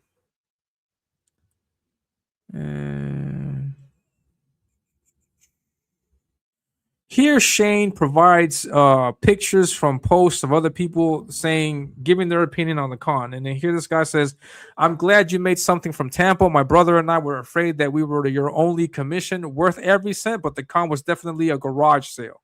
So that's a comment from a customer that went to the con. And Shane is showing that to Biggins. There's another comment that says, I picked up both books and talked with Shane about DC and Marvel setting up talent to fail. It was great to find comics at the convention with soap and pillows. I can't wait to read both books. No, yeah, so it says this goes beyond what I think. And then Biggest gets mad. Then what con meets your standards that CG can table at? People attending a Comic-Con want a Comic-Con. Their standards. I can show you 30 comments the opposite way. This is about you and Mandy. It's not about me because I'm not going back to Tampa. Yes, it's very easy to say what you are not going to do. What are you going to do? I honestly just think we should arrange a con, call it a meetup party, and fully support. People will come. We have been down that road. It would be a year and a half in the making. And we started today, which we find out now that it's false because Matthew Rumor is able to organize this in less than a year, less than a few months. No. Yeah, so Shane shows Biggins this evidence that people are not happy with the con. And then here on this page, let's go to one. Here, Biggins tries to do something similar. It says, here's some thoughts from a DL CGer who traveled to Tampa. He's a very successful comic maker along with his wife. Very smart, well loved by those who know him, respect his wife and anonymity. He initially was going to send it to Ethan, then asked me to post it here. I just wanted to offer some perspective on Tampa from someone who was there, maybe some insight as to the pushback. I get this is an ant yelling up a powerfully large and homosexual frog, but I have to try. Tampa was an unmitigated success in terms of optics and morale. It was a triumph. This is the sort of experience that makes people lifelong backers. It is a long-term monetary gain that can't be qualified as easily as booth sales, but it's still incredibly valuable. This, and I point this out because this very mysteriously hits on all of the points that Shane and Ethan were bringing up earlier. And this is written out. There's no picture. There's nothing here. So how am I to believe that this is not Biggins just typing this out on his own? No, and just putting it in quotations and trying to do a William Perdomo on this. No, so how do I not know that? So there's a lot of that stuff out there. A few pages later, yeah,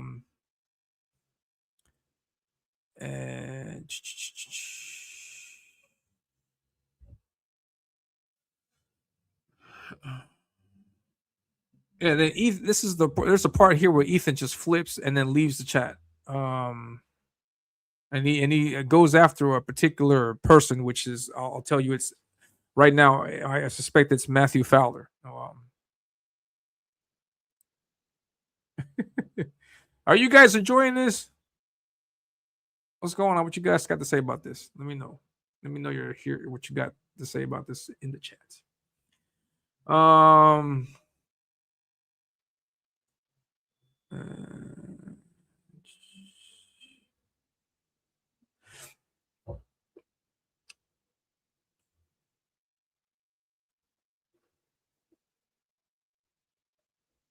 on, yo. All right, Graham Nolan weighs in here and he gives his opinion about what it was. Now he says, everyone is entitled to their own opinions based on their experiences. The con for me was a financial success, but more importantly, I focused on ambassadorship. To gather fans approach together, and this show was successful from that front as well. Again, my personal experience. Vaughn Coleman says, guys, let's dial it back. Like Graham says, this was a good thing this weekend. I had a pleasure meeting you all. Whatever issues we have, let's work to figure it out. PTP says, Shane, I'm grateful you did a cover for me. Overly grateful I paid you for it, but holy shit. I asked everyone to stop talking about Tampa. People are going to be divided on it, but you're still bringing it up. How many streams are you doing? Are you going to have about how bad Tampa was? I get it. You want to please the powers that be, but just drop it and move on. I'm sorry I talked you into going. So sorry. Shane says, I only talked about Tampa when asked. I'm looking for more productive comic cons. Tampa is behind me. Biggins says, good luck, Shane. Hope you and Mandy didn't fuck it up for those in CG who may want to return to Tampa Bay. Biggins says, you call Tampa Bay Comic-Con a flea market to thousands of comic book fans on comic book social media. You're already radioactive from CG. Comics is a small world. You think cons are going to line up to give you a table? I sure as hell wouldn't. Hope it doesn't rub off on other CGers. Shane says, like I said, I will announce my plan I will announce my planned cons. Here, there's like some information that I believe is missing. Ethan says fragile. Holy fuck, never use that phrase again. Next, you'll be calling dudes chud. Anti-fragile isn't the same as calling dudes fragile. God damn, it's Matthew Fowler. Yeah, so he's talking to Fowler now. Always at the center of a weird conflict like this. Anti-fragile is a term invented by Nassim Taleb, one of my favorite authors. High recommend. As opposed to white fragility. You're a faggot, Matt. Remember when you screeched at me for making Liam Gray kill himself and that whole thing was a hoax and you were crying? Graham, come in and pray for peace. I don't like you. You're a troublemaker and your comics suck. Fowler, I typically don't sit down and draw for days for people who tell me to piss off. That's not called fragile. Worse than that, you're an opportunist who seeks to divide, to find problems and create advantages. You're also a faggot hippie. Jeez, who calls men fragile when they disagree with you. You cry constantly. Look, dude, this new CG thing, I mean, good luck. I just gave them. You cried at me like you caused Liam Gray to kill himself, and it was a fucking hoax, and you tried to use it to hurt me. The minute you could, you did whatever damage you could, as you're doing here in this circle. You're retarded. The guy from Joy Division killed himself, so my playing Joy Division must have been a message to Liam. You're an asshole. And your comics are terrible, and you're creating division and confusion amongst your peers as you do. I have no complaints about the money I made, most of which Shane says no. I have no complaints about the money I made, most of which was made online. I was complaining about a craft show masquerading as a Comic-Con. A craft show masquerading as a Comic-Con. Also, yeah, so Vaughn says there's no need to call anyone fragile here, especially when it's not true. Let's try and be productive here. Y'all have mutual fans that want to see this stuff patched up. This guy spread all kinds of weird poison about how Comicsgate is a secret cesspool controlled by dick pics and stuff. Matthew Fowler is a POS. I told the Parnells not to get taken in by this guy. Oh, well. Nicholas Gear puts in this picture, time to boot up. Shit's getting deep now. Ethan says, you didn't do that, Matt? You're such a slimy piece of shit. Fake outrage. See? This guy is a real problem. You're calling Shane fragile because he doesn't think Tampa Bay was a good show. And meanwhile, you've been in the 4-year battle with Bandy Summers. She didn't. You made it up. So are you. No, so there's parts of this that are not here, no? She's just making comics, bro. You're in a war with her over rumors from half a decade ago. You're causing trouble and spreading rumors nonstop for years. Stop it. Mandy never blackmailed me. We don't 86 people in Comicsgate. Adults messing around with each other in private is none of anyone's business. This isn't corporation. It's a bunch of nerds making comics and promoting on the internet. You spread rumors and lies and create division, and that's my problem with you. You take advantage of moments like the Liam Gray hoax or rumors about Mandy and weaponize them against this movement. You're a huge piece of shit. You do it in backroom channels where your victims can't respond. Because I'm human, I apologize for hurting her business and putting her on a live stream with me. That's shady, humble peasant. So they're arguing back and forth. There isn't any blackmail. You invented that in your imagination, asshole. Matt, you are a liar and a piece of shit, and I feel sorry for anyone who was along with you. Biggins, this represents your thinking too. PTP, this is where you're at. Guy, gotta let me know I'm not working around or near anyone who believes I'm being blackmailed into promoting people around here. Vaughn says, I have no idea what's going on. I'll be honest. And I'm sure I'm not alone on this. I just want to make sure things get smoothed out between a bunch of people who I like, who have been nothing but good to me. Ethan says, me too, but I'm starting to remember why John Malin is always right. Always. It's unbelievable. Even when it seems like he's paranoid or off base, he is inevitably proven correct again and again and again, historically batting 1,000. And when I ask Biggins and PTP where they stand on this bullshit, there's silence. Fellas, speak up or throw me out of this room. Good luck, new CG. And then Ethan leaves the conversation.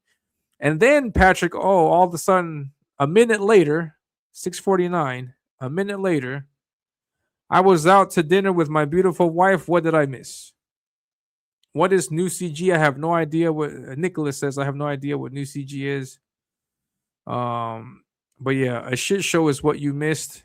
I'm glad I missed it. Sometimes these things have a way of working themselves out. So that was an interesting exchange. Yeah, that's him playing stupid about it. Just let me know what you guys think. There's more we're gonna read, but just let me know. Scribble is real and interesting. It's all very Read them all is the only thing I would say. Context and all that. Yeah. After a con, all I care about is the color on my ledger. Fun or not. I got nothing interesting to do, but he talks like a woman. It gets crazier, man.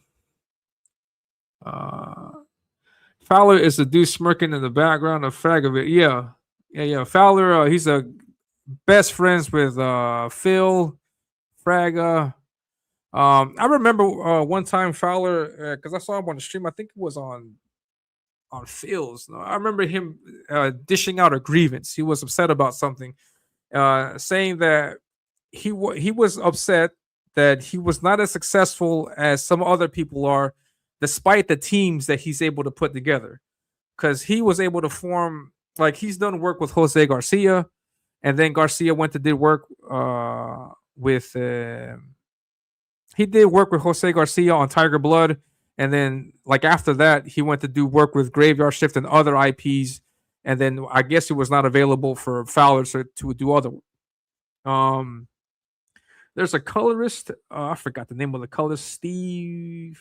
I don't know what the name is, but there was a colorist that he had on Prospectors, on the book Prospectors, that was later, I guess, poached from a bigger creator to do another project. And I forgot some other creators, but like he says, no, that I'm able to form these teams and I'm able to do work, but my work doesn't get the same numbers as other bigger creators do. And so he was upset about that. I remember that vividly from a stream. I forgot what stream it was, but that gave me the opinion from way back then that Fowler was unhappy with his presence as a creator in CG, so here we can see that he's constantly provoking, poking the bear, saying stuff like that. No, and yeah, so Vaughn says, you're going to talk to Ethan about this. Whitney says it was too spicy and made him cry. Phil says, I guess Biggins and Kelsey have met their daily message limit. RIP, had that happen yesterday. Supergate, new part of Twitter. I said hot, and those motherfuckers gave me tie hot. I have no idea what new CG is. My guess is whoever came up with PTP Pusher or whatever I'm being called this week came up with it. I'm a believer in the hot dog stand.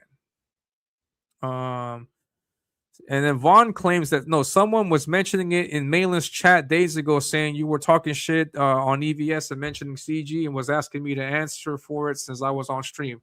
Nobody acknowledged the chat or seemed to have seen it. I only know because my friend texted me, but I never heard anything like that. Not the term new CG at your booth. I don't know. If anything, I like the old CG. New CG reminds me of new metal, which is bad. Won't be surprised if this person was War Campaign. Let's see what else we got. Because I took some notes. There's also we mentioned though that there's also this thing where Biggins is trying to persuade people, or at least was cornering Andy Smith, or forcing him to go to Tampa. And there's a part here where we see how he does that. So let's take a look at this.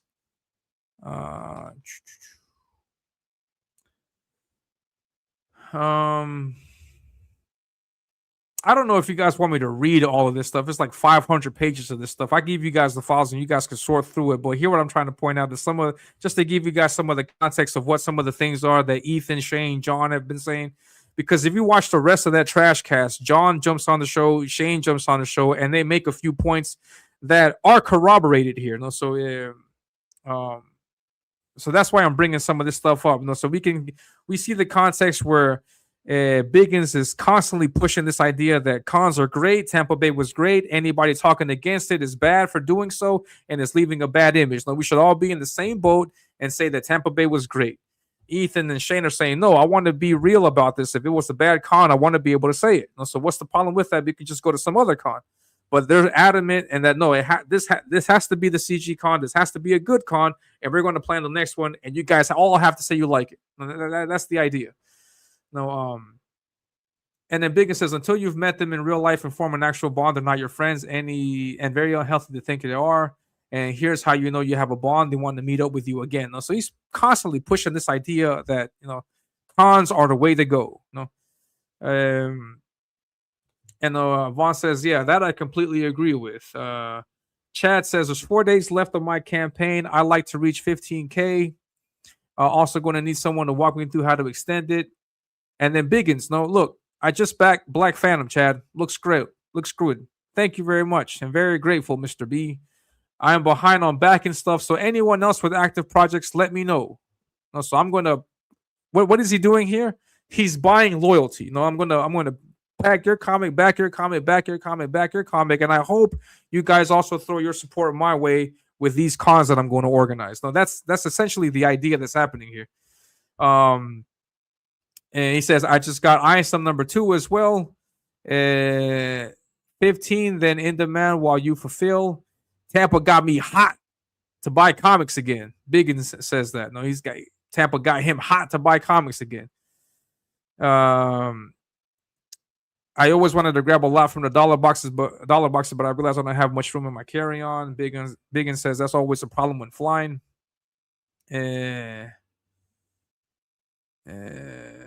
Campaign is live. Phil says just bought some comics that Biggins recommended. Invincible is 10-10. First 2 runs. So he bought that previous comic from Chad. He buys more also.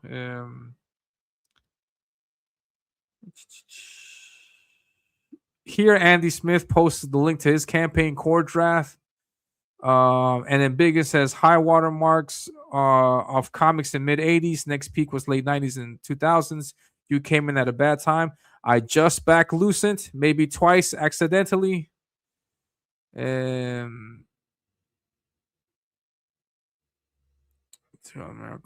Standard of quality. I hated Joe Ball. No, I hated Fantastic Four growing up. Most of what I thought with Tampa Bay was burn Fantastic Four. Andy Smith, why didn't you come to Tampa, brother? No, Vaughn called me because he gay. This segment here was shown on Trashcast, or if I'm not mistaken, also on the show that John did right after that. Andy Smith says, no, my daughter really wanted me to take her to GalaxyCon and Riley so she could meet Billy D. Williams. Couldn't say no to her. Joe Boss says that's fair. So he didn't. So Andy didn't go to Tampa because he went to GalaxyCon. No. His daughter wanted to go to GalaxyCon, so they went. Seems logical. Juan says, how was he? Biggins comes back with a nasty remark, in my opinion. I heard she really wanted to meet Kelsey Shannon and Irene, but okay. That's a piece of shit thing to say.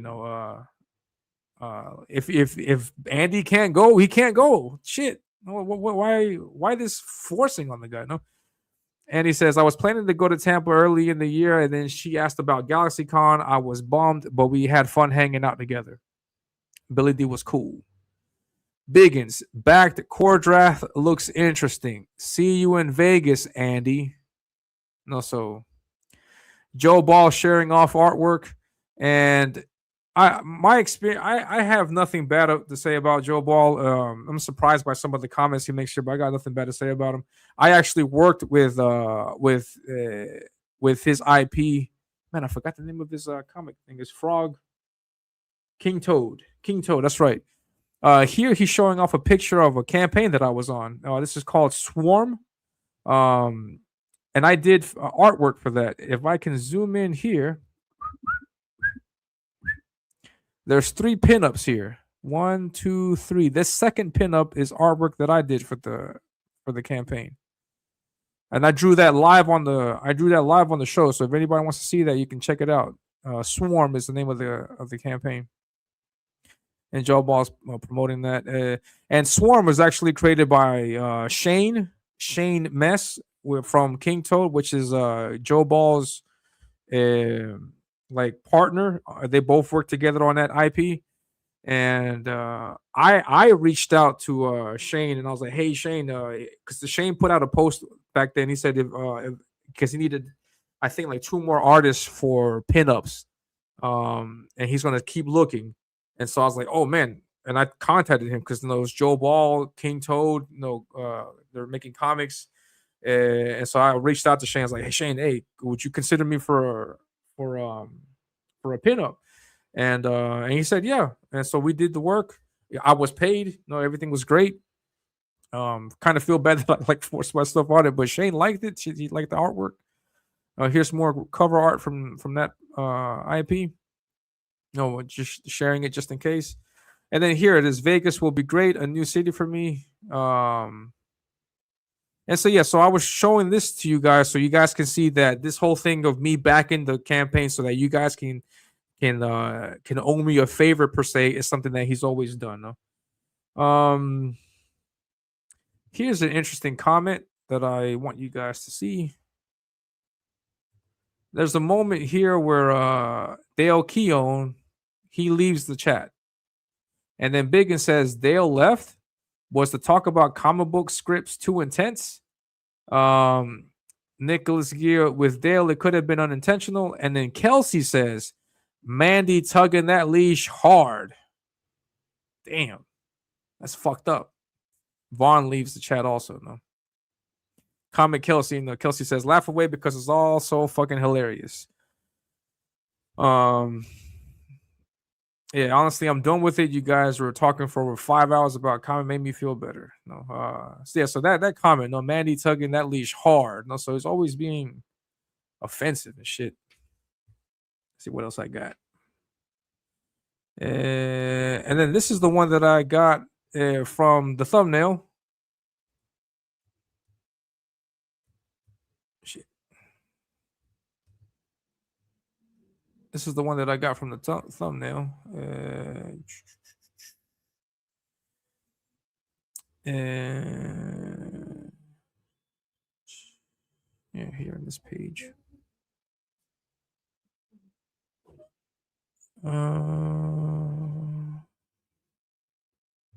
Biggins, he says, Malin said on his stream that the Dungeoneer thing is partially kayfabe. Here's the thing about kayfabe. Both parties are in on it. Comment Kelsey says, it's not kayfabe. Malin is a liar. Ethan is a liar. Shane is a liar. Mandy is a liar. They know why I left because I told them. I tried to stop them from splitting the group. They did it anyway. I gave nearly 7 years to supporting this thing we do and standing by them when the industry tossed their sorry ass on the street. And for that, I get this. I told them when I left that they will not monetize me. I mean it. They get nothing from me ever again. PTP says, I've had dealings with all those people, now one-on-one, rotten, shitty people. Rotten, shitty people. Sometimes when things don't go well, people will say, oh, I was only joking. What's the matter? You can't take a joke? Chad says there were 2 snails sitting on the back of a turtle. One snail turns to the other and says, hold on, Fred, here we go.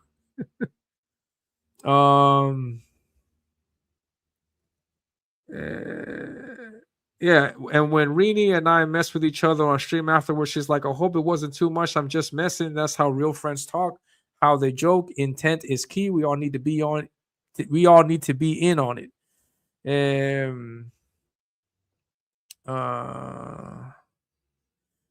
Kelsey says, I have said nothing but nice things about Malin, Shane, and Ethan, but they have run my name through the mud for over a month, saying I left Jack's show for all kinds of reasons, but the real one, Malin is being a cunt. Nothing but nice things, but Malin is a cunt. They are liars.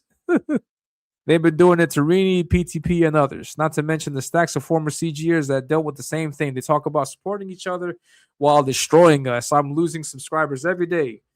I've taken your advice about not saying things. They do not. I'm running out of patience. This is Kelsey. No, I'm running out of patience. The result will not be me attacking them so they can endlessly play my clips on a loop, monetizing me. I'm not monetizing you by any chance, Kelsey, because I'm not getting any money for this. I just got $20 for extending the show for an hour. Well, actually, I am getting money for it. $20. That's all I got. He says, I will just leave and will let everyone know that it's just a fucking lie and I was wrong to support it. Oh, I wasn't here for the money. I was here to support fans and creators that are unfairly treated. Nothing more, nothing less, but they want blood. You keep telling all of us how to act, what not to say, what professionals do, a whole list of things we have to do. All they have to do is stop, and they won't. There's a moment also when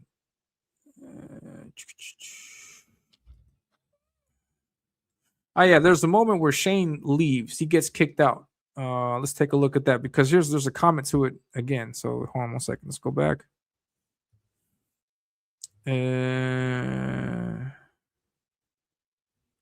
This is something that Shane said on stream right on this one, and then here we are going to prove it.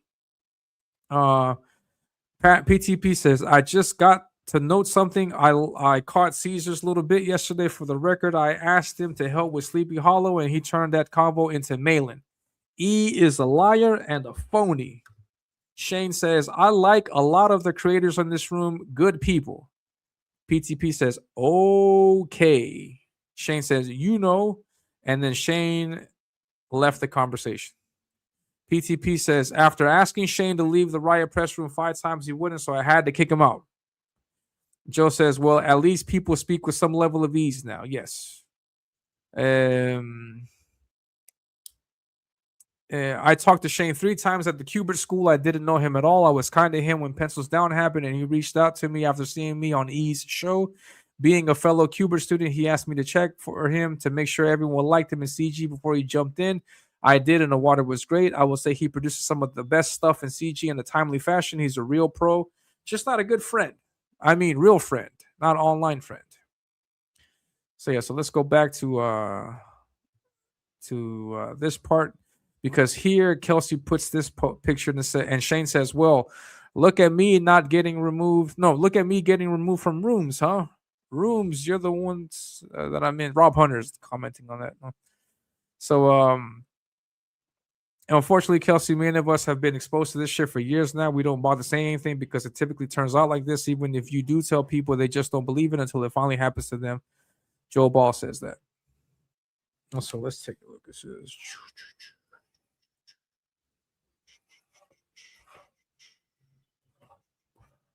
crossing out all these things that I wanted to put on the show. All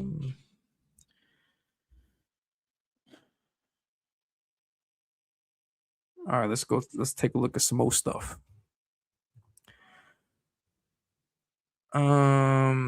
If you got a sprained ankle, you don't do dancing, but we did have fun. Graybeards was fun. This is comment here. It says, Comicsgate, are you here to own the libs or enjoy comics on your own terms? And then 90% of the poll goes to comics, 10% goes to polls. Kelsey says, fucking A, I'm big mad. I had a comment about this because this led me to believe that if Kelsey is not in it to own the libs or to have some kind of political influence on it, then why is he here? No, because CG in most part is all it's anti-woke ideologies in comics. No? And woke ideology is something that the left promotes. So by just natural logic, people that are against left woke comics would normally be right-leaning, and all of this is political talk. So there's a certain political element to Comicsgate that's going to always be there, and to try to take it out of the equation is something that never sat with me about Kelsey. No, but yes, and then I wanted to point that out. Here's a funny comment from Vaughn Coleman. Vaughn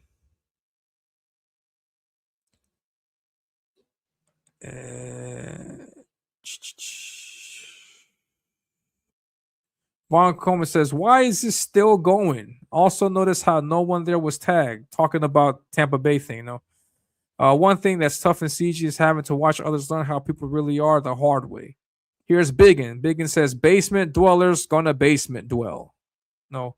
Why is it still happening? Because you guys still keep talking about this. 3 years later, What's his name? Last Matt puts out a documentary. Dark Gift, DG gets into a riff with John Mayland about semantics over the Dungeoneer thing. It's not really a sex dungeon. No, I've been to a real, he says all that.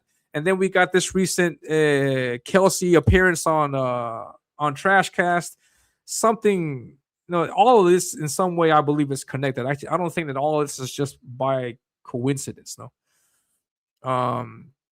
Yeah, I'm so glad these sissies are out of CG. They cause problems because they wear Pampers.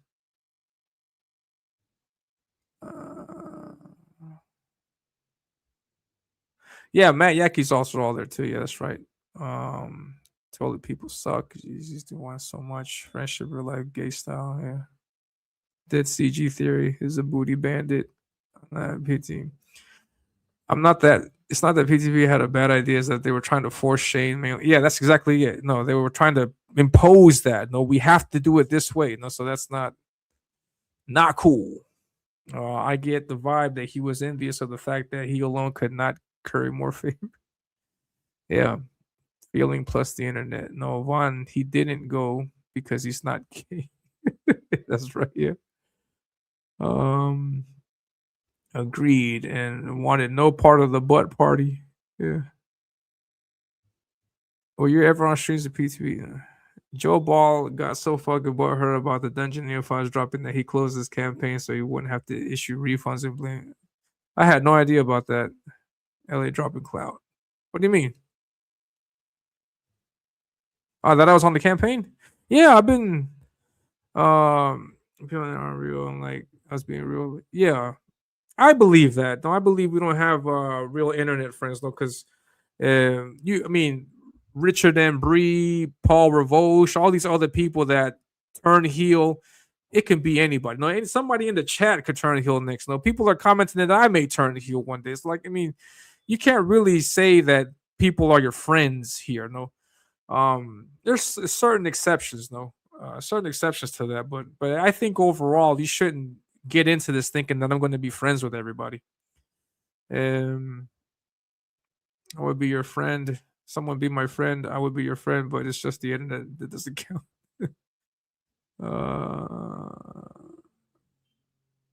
Yeah, tips would be nice. Yeah, thank you. I don't think he is. No, I think he's a leftist. I think my suspicion. I have nothing to prove that other than that post that he's putting out there trying to take the political stuff out of it. I don't think he is conservative like that. I seriously don't think. But I could be wrong. I don't know. When they're all out of shape nerds, yeah. I think DG's contention was that his dungeon was not worse, maybe it was better, and he didn't want his taste in dungeon insulted. Who knows, man? You call that a say? Yeah, exactly. Yeah. I'm trying to deport him constantly. You can't. I'm not in the States. Ha ha ha ha. I send me pics of their tits, so it's a small. How the hell was Kelsey and CG before that? It doesn't make sense. Yeah, me and you and me forever. I'll be right back. You guys can read what's here on the chat, but yeah, Vaughn says, "Why is it still a thing?" I'll be right back. Just a quick second. I have to use the bathroom. I'll play a clip for you guys. I played Paul Revoche, but I don't know if I'll be back that quick. All right. Really funny. Really funny. What do you mean I'm funny? It's funny, it's a good story. It's funny. You're a funny guy. What do you mean the way I talk? What? It's just, you're just funny. It's funny, the way you tell the story and everything. Funny how? I mean, what's funny about it? Tommy, no, you got it all wrong. Oh, Anthony. He's a big boy. He knows what he said. What'd you say? You're right. Funny how? What? Just, you're funny. You mean, let me understand this, because maybe it's me, I'm a little fucked up, maybe. Well, I'm funny how? I mean, funny like I'm a clown, I amuse you? I make you laugh? I'm here to fucking amuse you? What do you mean funny? Funny how? How am I funny? Just, how you tell the story. What? No, I don't know. You said it. How do I know? You said I'm funny. How the fuck am I funny? What the fuck is so funny about me? Tell me. Tell me what's funny.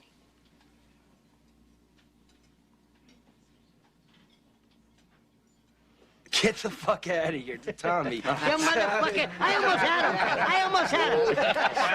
You stuttering prick, yeah. Frankie, was he shaking? I wonder about you sometimes, Henry. You may fold under questioning.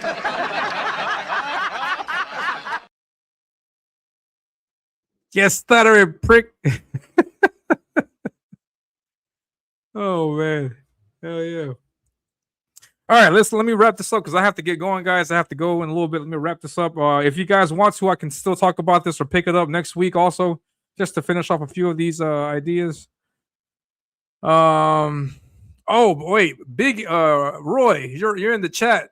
Biggins takes a shot at your art, man. Let's take a look at this shit. I'm here to amuse you.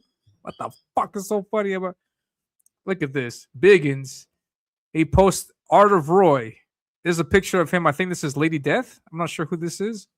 He's criticizing your art. I don't know if this is on X. Yeah, it's a shit. He says, I feel like something broke in the early thousands with CrossFit, etc., and artists feel perfectly okay drawing women with male jawlines and shoulders wider than the hips. Damn. Shots fired. Shots fired, Roy. Biggins shooting at you, man. I'm asking about form, not content. Is it better to have widely disparate character design? Yeah. So I don't know if he was going to be in here, Roy, but now you are here, so I wanted to share that with you. Take a shot at your art, man. Fuck.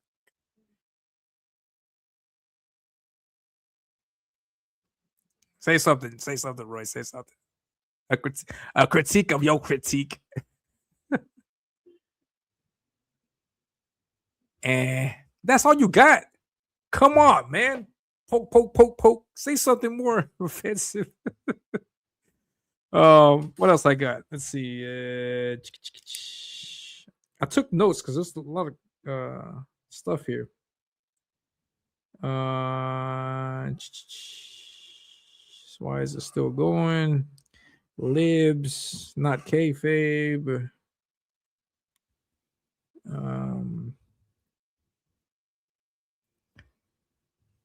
Here I got one. Here's another one. Respect the customer, guys, or insult the customer for 8 hours, whatever. There's no customer, only Zool. The line between fan and customer and CG is thin. That's what I always liked. I think you mean there's a thin line between customer and fan support and sycophant. I still have no pros. Working guys treating me great. I'll never forget that. No matter live streams or shit talking takes that kind of experience away. This is all such bullshit. I'll be comics with you fellers, but CG, this ain't what I signed up for. Yeah, I don't care about labels. I have firm values and interests and passions. There's some I'd like to throw under a bus. After nearly 10 years of this, I'm tired, says Kelsey. Kelsey posts this picture of him walking away or running away or something. Oh, the Hulk running away. Matt Yackey, 300-year degree embarrassment.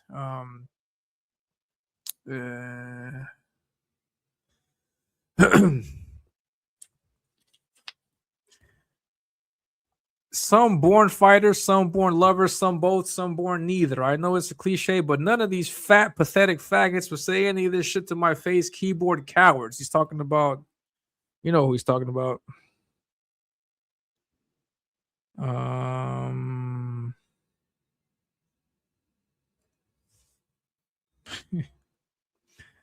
Let's see what else we got over here.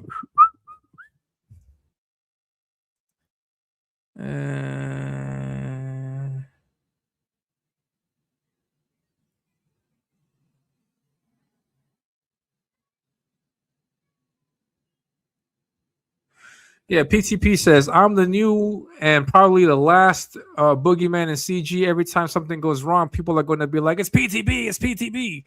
Joe Ball says, CG is almost non-existent at this point. You're better off not having that drag you down with other audiences. You're getting toy people. They spend money and they easily put comic number comic people 10 to 1.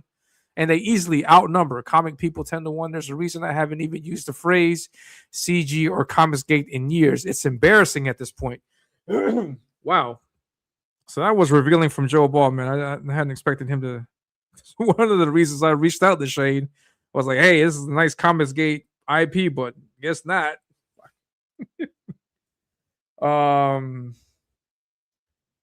And then yeah, Joe Ball has always had a beef with Matt Barr. We take a look at some of those comments also in a second. PTP says Shane is scared. Somewhere around here. PTP says deleted of course, but pretty funny. I need to watch this video. If everyone got along, I wonder if Caesar would still be relevant.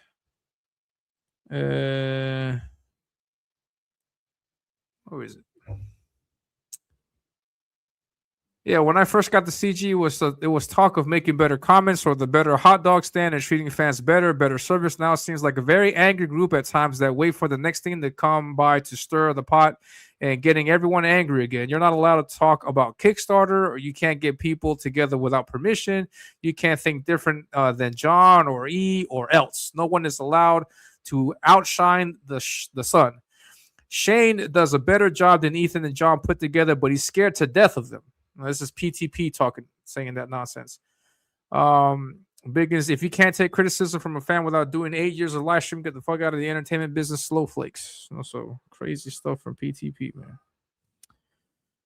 Then there's some, yeah, this is the part where, and then here I'm going to show you guys, yeah, just a Joe Ball versus Matt Barr. Yeah, he came to me originally under another account that has long been deactivated. Even said he was Vinny. Say what you want about Liam, but he wasn't making that shit up. I had at least 3 people come to me saying a guy using a similar looking Joe Ball account tried to sell them art services. Luckily, they were mostly smart enough to recognize it wasn't me, but one creator got ripped off a couple of $100. Once I found out, I still did the work for the guy on the house. I obviously can't prove it was Matt, but it happened about 2.5 years ago when he first started shit with me. Dude is nuts. Anyone that can identify that and lets him close to them deserve what they get. So he's talking about Matt Barr, because Matt Barr always had problems with Joe Ball. I always remember that from back then. They always used to go at each other. And then there's a moment where PTP announces in the chat that there's a mole there. No, so this is the time when they find out that there's a mole. Here's something nice. No, Graham Nolan is vouching for Chad. Chad's artwork is great. But where's the mole comment?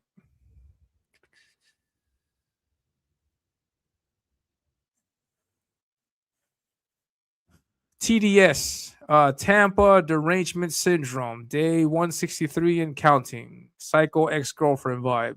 It's amazing that they say that. In this case, Biggins is saying that when 3 years later, Alasmat puts out a documentary talking about Tampa Gay for like the millionth time. And I got to do this shit to correct the record, no, because there's a bunch of things that these guys want to like try to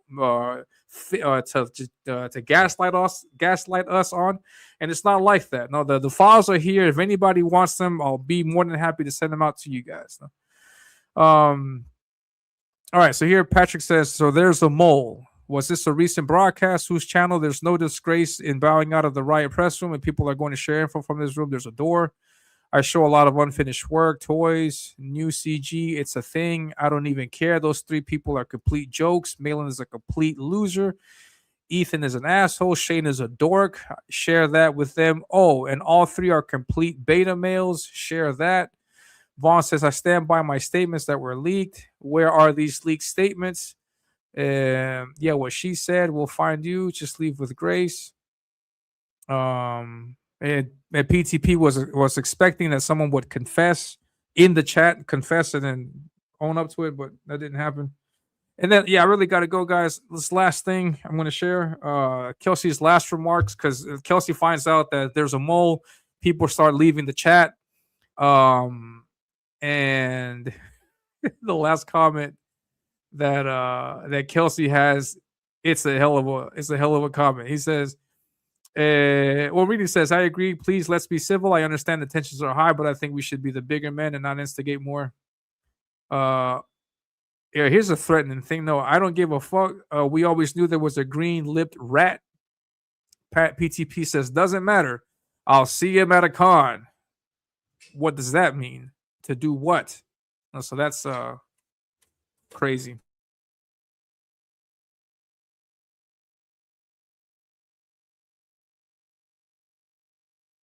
And then Kelsey leaves with, hey, fuck you, Ethan, and fuck all you evil cunts. I hope you burn in hell.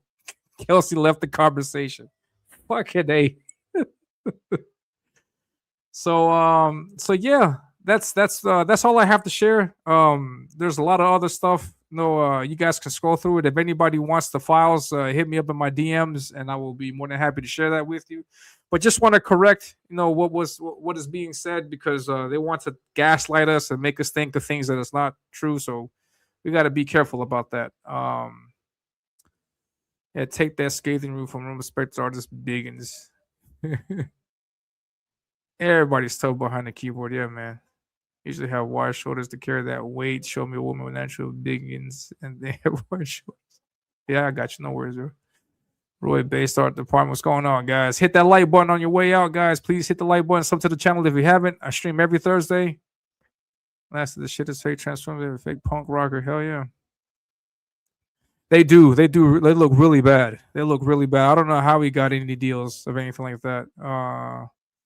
We do like old knockoffs. Yeah. That's true, man. Clip was in the chat. Very stable individual. Yeah. I don't know if he was drunk or not, but yeah. Crazy stuff, man.